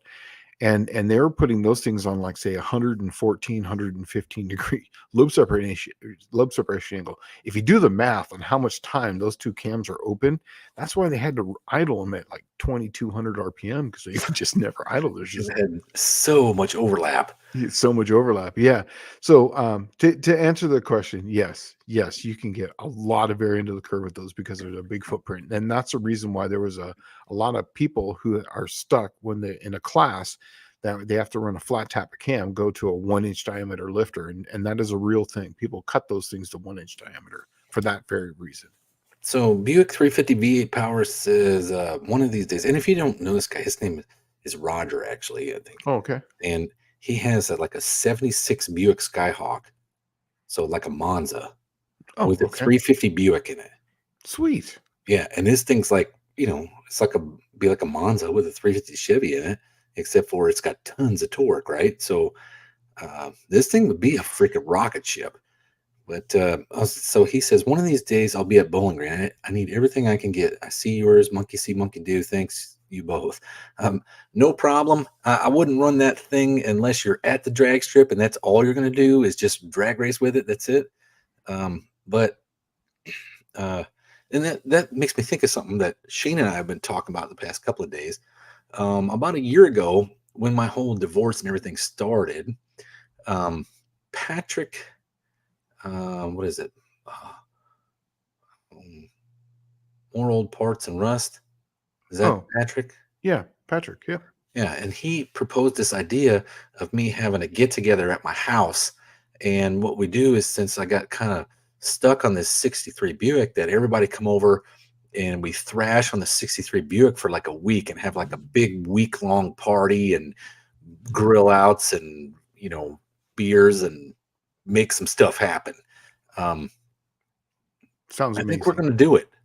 Yeah. I don't know when it's going to be. I need to get the rear end done. Fab Race Mod Repeat on here. Chris Cox, he has my rear end for the 63 Buick. We need to go over there and cut it down and make it fit in the 63 Buick. And then we got to make some upper and lower control arms that aren't going to fall out of the car the first time it launches. And so once I get the rear end in the car, it's going to be a free-for-all. But I would like to dyno the 350 Buick. But I guess we just work on it till we can get as much done as possible, right? That's the whole idea. So, yeah, I think we're going to do that. I don't know when it's going to be. Shane was talking about doing it here soon. I don't think I can do it here soon. You got to, because I'm going to have a week off for Thanksgiving, and then I'm taking like 16 days off for Christmas because I got to kill some time off. So I'll be Okay. off from like I think the 19th to the 6th of January or something like that. Oh, So wow. Well, I won't have my kids for the first part of Christmas vacation. I get them for the second part.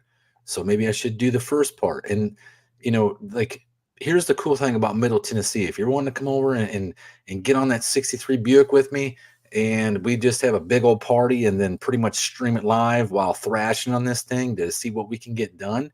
Um, Middle Tennessee, the weather doesn't really go poop until the middle of December. Uh, yes. that's really when it changes.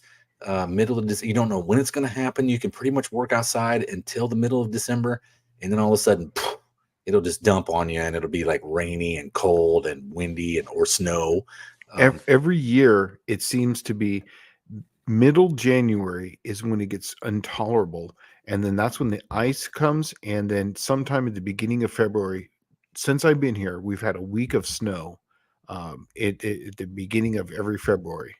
So I'm off. The 20th of December will be my last day of work, so I'll be off on the 21st, and I go back on the 6th.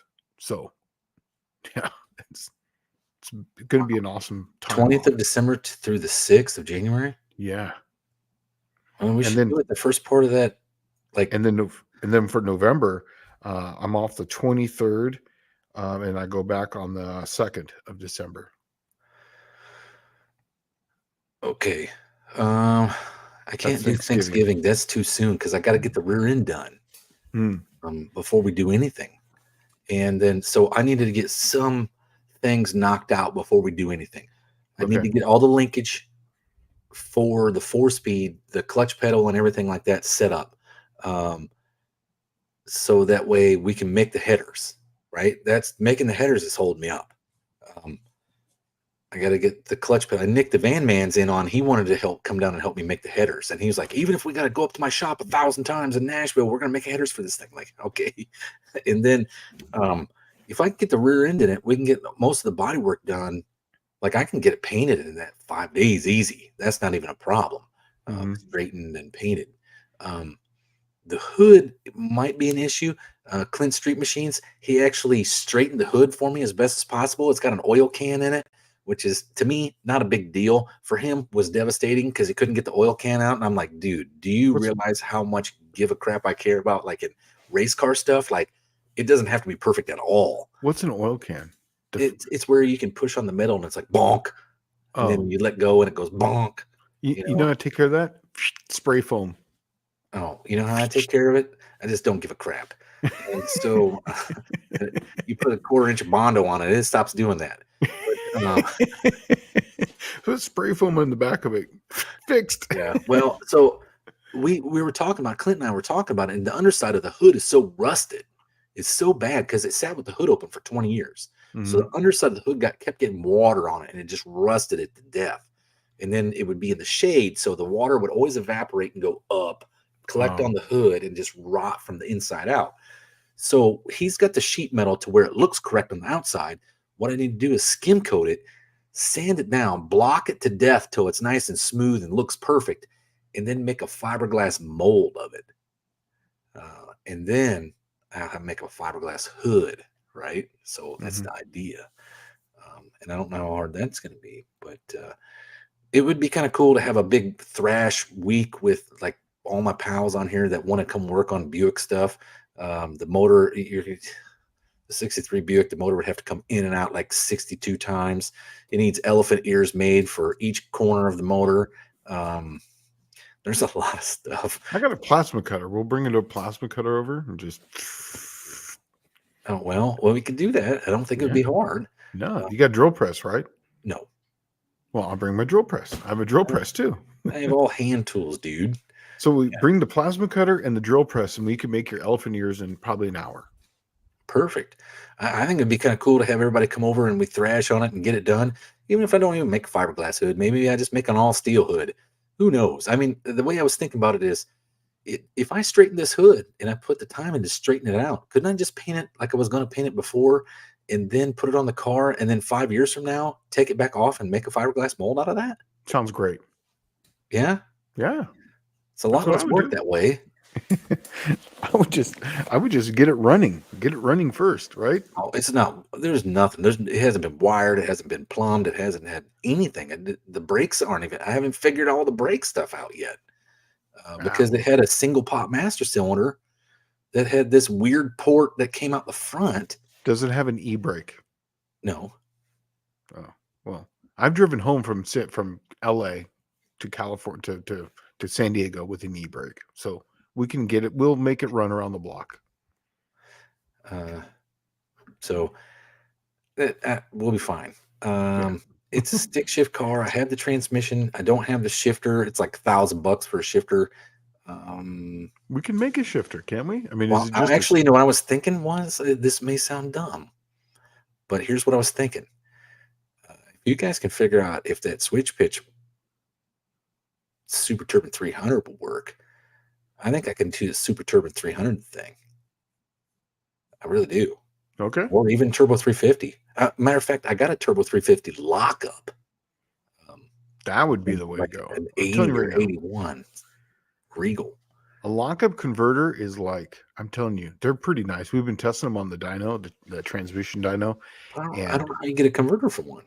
How do I get one that's going to stall? I don't know. Hmm. Yeah. All right. Well, either way. Uh, And let's it's a see. stick shift, so you don't need brakes really at all. Anyways, it's a stick shift. Drive it.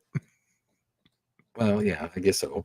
Yeah. I can. I mean, I can leave the stick shift in it. It's got the Power Brute Super T10 in it. Yeah. Uh, Because if I'm coming over doing the work, I want to see a burnout. oh, dude, that thing is so far from burnout. I don't think you can do that in a week. If there's If there's 4 or 5 people here that knew what they were doing, I bet if we could get it done in a if week. there's 5 people and each one of them specializes in one major project and then does one other little thing, it will happen. Yeah, Yeah, it will I think happen. so, huh? In a week, you figure that each person does, if you can make elephant ears in one day, one person, that's one big project done. So you figure that if each person's there 4 days and there's 4 people, that's 16 major projects. Well, okay. So Buick 350 V8 Power says, please do a quick video on to get an idea of how I or we can help. We all have different skill sets. Exactly. That's perfect. That's a perfect thing. This is what I need. This is what I need. This is what Okay. I need to get done. Make a list. Put it on a, you know what? Do the thing. Everybody does it now. Put it on a piece of cardboard that you just tore apart. Put it on a little Sharpie. This needs to get done. Here's my list. We can all freeze frame it and we can say, I'm going to come do this. And each person will bring the tools to do that piece. How about Okay. that? Well, Danny Boyd's saying heat it with a torch and get the oil can out. I'll tell you something here that I have just kind of put 2 and 2 together. Okay, I have a torch, and I was actually going to heat the roof of the car because it's been jumped on a bunch of times, and it's got an oil can in the roof.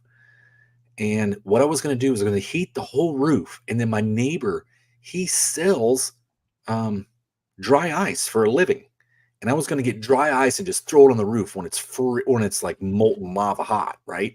And that dry ice would literally shrink that sucker right back into place, I think. Hey, But I now that think I it's see gonna look good. Andy's in here. So now Andy's in here. I do want to make one announcement because I wanted to make sure that Andy was in here. Sorry, go ahead if you want to finish this up. Go No, ahead. no, no, no. Go ahead and make your announcement. Yeah. So I already talked to Dallas about this, and I already talked about it last Friday when I was on Tony's Hot Rod Garage. So I'm not going to participate in the Screaming Threes. I'm making the rules, so it would be kind of conflict of interest to race in it. But Andy and I have talked about something, and it's not 100% right now. But we want to get your guys' input on this. Um, Andy gave me a 318. Well, actually, it's his, but I was going to do some of the oiling tricks on it. And I was thinking, well, if I donate some parts and Andy donates some parts, and between us and some wizardry and some, glass ball stuff, what if we built an engine and then we gave it away to one of our viewers here or a no-name national guy to put it in their car to compete in the no-name national Screaming Threes? What do you guys think about that? And Andy and I are going to put some time into this. I'm going to make this thing. If I can make this This thing, the Cookie Monster, survived the RPM. I mean, I was spinning that thing 7,700 RPM, basically every pass. I know I can make that 318 do the same thing. So I'm going to put the same type of stuff into it. So idea is that I'm going to basically make a short block. I think I have a decent set of heads I'm going to give to Andy. Andy's going to work his voodoo magic on that. And then we're going to, I'm going to design a cam once we get some cylinder head information from Andy. And we're going to basically kind of put this together, and we're going to have people kind of donate things here and there, because all I got is a dual plane intake. So we'd want something probably single plane or even a tunnel ram. Tunnel ram would be ideal for it. Yeah. Yes, tunnel ram would be ideal for it. So and before we give it away, it will. What is he saying down there? I can't read it. All right, I need to come back to 8:38 because I need to catch up. It's 8:46. He was saying something. It will be. It will go on the pump before we give it away. 100%. Yeah, we want to dyno and check. Yes, absolutely. And yes, I believe it's got to have a tunnel ram, because the tunnel ram mafia. So, anyways, so that's kind of what we were wanting to do. So, I guess what we're going to do is we're going to, when we get to the point we get closer, once the rules are set up, we're going to have all that stuff done before Thanksgiving is the deadline I give myself. That way everybody's got Thanksgiving, Christmas, winter break to plan their builds, get things going. This way we're not springing it on you. That way me and Andy can kind of get some going and see whatnot. But I guess, we're going to start looking for people. So who would want this? Basically, it's want someone who's a decent driver, has a car that's set up, ish. That's, at least a roll bar. I mean, this setup's going to hopefully go between 7.0s and 670s ish, in that range. So yeah. So we're looking for people, and that's going to be a good giveaway. Well, okay. Mopars, Mustangs, and minivans. I need a $2,499 set. So $2,500 set of heads for that engine you gave me, Shane. I'll need a sponsor to compete with that. No, you think you need a sponsor to compete with that. You don't need a sponsor to compete in that Screaming Threes class. No, you can actually get some 915J heads for that 360 and do some porting on them. They sell templates for those heads. You can actually get the templates now online. I had to buy the plastic templates, cut them out, and then use them.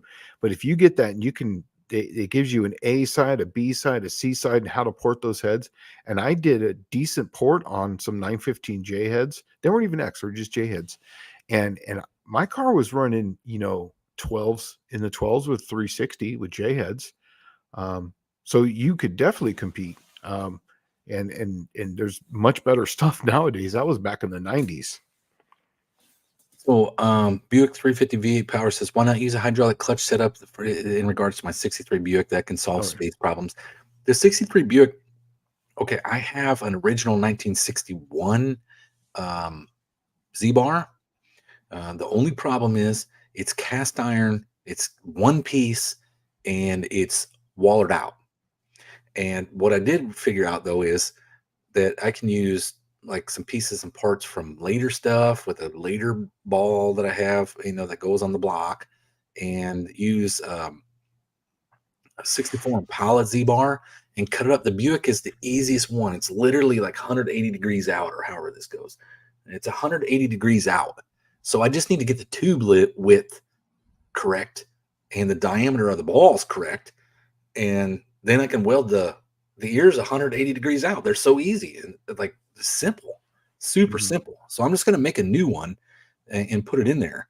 But I was going to buy a 63 or 64 Impala one that's very similar and cut it apart and then weld some new pieces onto it. So I needed to fabricate it. And unfortunately, I'm not a metal fabricator. I really suck at it. And generally, if I look at it and I say, oh, that's going to take me 2 hours, it takes 4, maybe 6. One more thing is that I see kind of the chat's talking. Yes, the giveaway is going to go to a car that's already got a rear end, already got a transmission. It's already got a car that runs. Like if they're running right now, and say they're a 790 car, but it's got leaf springs and maybe cow tracks or something like that, then this is this is not going to go to a car that might be done. This is going to go to someone who's already running a car currently right now. That way they can put it in, start testing, and get it ready. Okay, so Michael Schmidt says oil can, don't you heat it and super cool it and that tightens the middle? Yes, correct. That's what I was going to do with, I was going to heat it with the torch and throw dry ice on the top and that would straighten it out. I know I'm way behind. I'm just trying to catch up because we sidetracked there for a second. Yeah. Okay, John Wilburn asks, you need a hood. No, I don't need a hood. The hood I got is good enough. Clint did a really good job straightening it out and it just has an oil can in it that I'll fix with a whole bunch of Bondo. All right. Is the Buick Smith says Dallas is a 63 hood the same as a 61 or 2? No, 63 is a 1 year only car. The entire body is 1 year only. Perfect, right? Yeah. So it put me in a position where shit was really hard to find. Like a rear bumper, I got like 3 rear bumpers, all of them mangled to death, all of them mangled in different spots. So I'm going to cut 3 apart and make 1. And then I'm probably just going to paint it. Okay. Buick 350 V8 power plasma cutter would love to help at your place on the special Buick. Sure, you guys are more than welcome. If you all want to come help, you got to tell us. That's up to you. I need to figure out. I do need to figure out a window from which everybody needs to come. And now, why don't you first off figure out what you need done, and then that way people can figure out this is okay. I can do that. Is the goal got to be a burnout? Yes. Burn 100%. Goal's always a burnout. If it doesn't do a burnout, man, fuck, I don't want to show up. I want a burnout. Well, dude, there's a lot of it don't even have a floor in it. Doesn't then you know what? Just go Freddie Flintstone, man. Just go Freddie Flintstone. So Professor Bingo Professor P, where we are going, we don't need no stinking hoods. That's right. No fucking hood. And then he could go for that. So maybe he might show up to give a hand. You know. And John likes transmissions. Maybe I should stick him on the 4-speed and get it all figured out. What shifter I need, and we'll order it right away, and then have it here, and just make the stuff up as we go. Let's see. That part is sound more like barbecue and less functionality. No, probably not. It'll probably be like, I know me. I'm a workaholic. It would probably be a lot more work and a lot less anything else. Yeah. As soon as I start seeing checkoffs on a big list, then I start slacking up a little bit. When there's a big list, I keep on going. Union Motorsports Garage. Hey, let me know I'm there. So Andy's in. He wants to give me a hand getting the 63 together. Perfect. And John Wilburn says he nominates Brian Brinker to get the 333 motor, the Screaming Threes motor. Let's see. Well, we're going to get, like I said. Mom M3 says she's got some tender bearings if you need them. Let's see. Okay, so Bear Rose Garage says that would be great, but you would need to set the logistics in stone for it. Well worth the trip, in my opinion. Oh, I don't know if he's talking about get the 63 Buick going, or if he's talking about the Screaming Threes motor. No. He's talking about the coming over to help out. Yeah, so I guess I need to establish some realistic goals. I guess the goal is to do a burnout. I wanted to dyno the motor, but I guess not. But yeah, I need to get enough equipment to get the car running and functional, and I guess make a list of everything that needs to be done to do that. Yeah. So, and then buy a bunch of parts. So this is going to be painful. Max Wedge Dick Dashley says Shane build an engine for Shane build an engine my heads and cross ram. On that engine he was talking about. Yeah, that would be good. John said that he'd build the transmission for the keep on going down for the, I guess he'll donate a transmission. This one, no squatting on this blessing. Well, that's when we first started talking about it, but he go down. He was for some reason my chat all froze up just recently. But if it goes down, he said that he would donate a transmission. He knows how to build transmission, so he'd not donate it, but I guess he'd build one. So Uni Motorsports Garage says, I agree, John, the car has to be pretty ready to go. So that means I need to get it to a point to where everybody's ready to jump in and to throw all the parts on to get it ready. So I'm not there yet. So I'm thinking spring is probably the ideal thing. But here's what I'd like to do. If we're going to do that, we're going to have to throw a party and get this thing together and have a good time and just hang out and and work kind of like they do on Roadkill Garage. Um, I'd like to be able to take it to the Buick Nationals, which is in May, the middle of May. I say we have 2 then. Let's get the hard stuff done in December. Let's get some other stuff done at another time. So this way we can get a big, I would say we're gonna have to do this twice. Okay. Yeah. Let's get one for December. Why don't we do that? Okay. Let's shoot for and that. see what we can get done and how far. Yeah. Yeah. Okay. And not make it a big, big long jaunt. Make it like a 2-day thing, 2 or 3 days, right? So Okay. people can come on a say a Saturday, Sunday, Monday. See what we get accomplished that and how much of the big stuff. That way you can start doing some of the piddly stuff in between. Then we'll all come back out and do a final and that's what requires the burnout. I haven't seen Nick the Van Man in here any later, but I know he was in here earlier. He was the one that was really wanting to do this. Yeah. Danny Boyd says cast iron Z-bar. While I've never seen one, those things, I'm telling you that I had to get one for it's out of a 61 Oldsmobile F85 because the Buicks were so rare to have a manual in them. Because they all had that weird 2-speed Dynaflow that was in the thing. And it was literally just that 3-year run for that transmission. Mm-hmm. Let's see. John says I could help with the trans if needed. Okay, that sounds like a plan. Dust Devil Garage says, could you pick the winner first? That way they can help with parts. Just thinking.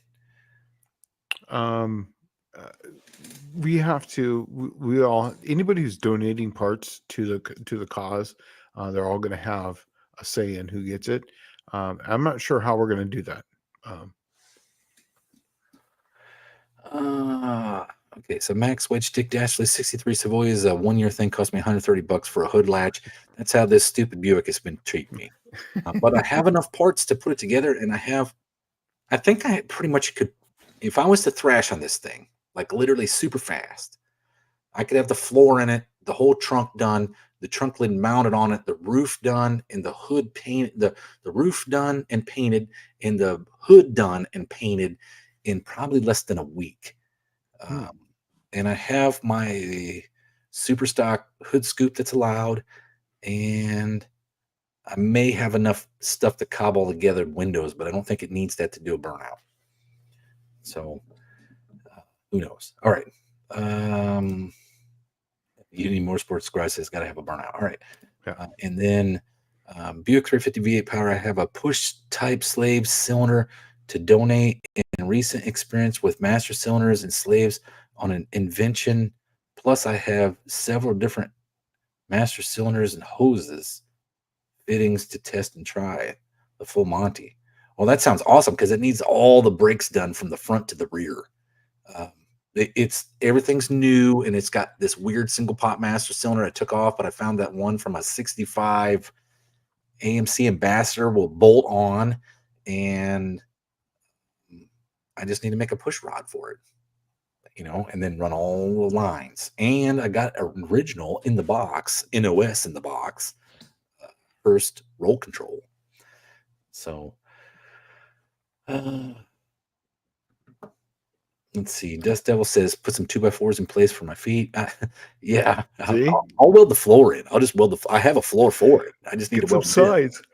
Let's see. Well, I need to put something in there because the transmission the bell housing didn't work. So you got to cut the firewall and the floor out to make it work. So now it's got a floor to put in it that's out of a 96 Cadillac DeVille. Okay. Let's see. Buick Smith says, I'm out for November, December. I have to help my buddy show his reindeer at Xmas show, but if in the spring I could go. Well, you know what? Like Shane said, we'll probably do too. It's the only way to get the thing done. 38 Racing says, I have what's left of the road signs from the stone soup floors. I could send that your way. No, it's all right. I have a floor for it. It's just it needs to be welded in. That's all. Let's see. Mama M3 says, try restoring a 71 Charger. Everything starts at $500. Don't get me started on it. I mean, at least you can go get parts for a 71 Charger somewhere. 66 Dart, 0. I always pick the oddball stuff because they're cheap, but then I end up paying for it in the long run. But sweat equity. Well, the cool thing is I show up at whatever I'm doing, and generally I'm the only guy there with that car. right? Mhm. That's how it's always been that way. Uh, okay. Okay. On Miss Cat says, "Oh no, we're coming to the end, good people." Yeah, we are at the 2 hour mark, so we're going to ahead and wind it down here. I'm going to read the last couple of remarks. Next week, I will let you guys know. I will have it figured out what days to come, and we need to knock it out and get it done ASAP and move past that. So I guess I don't know what to do. I need the rear end still. That's the big one. Yeah. So I'll talk to Chris Cox. Okay.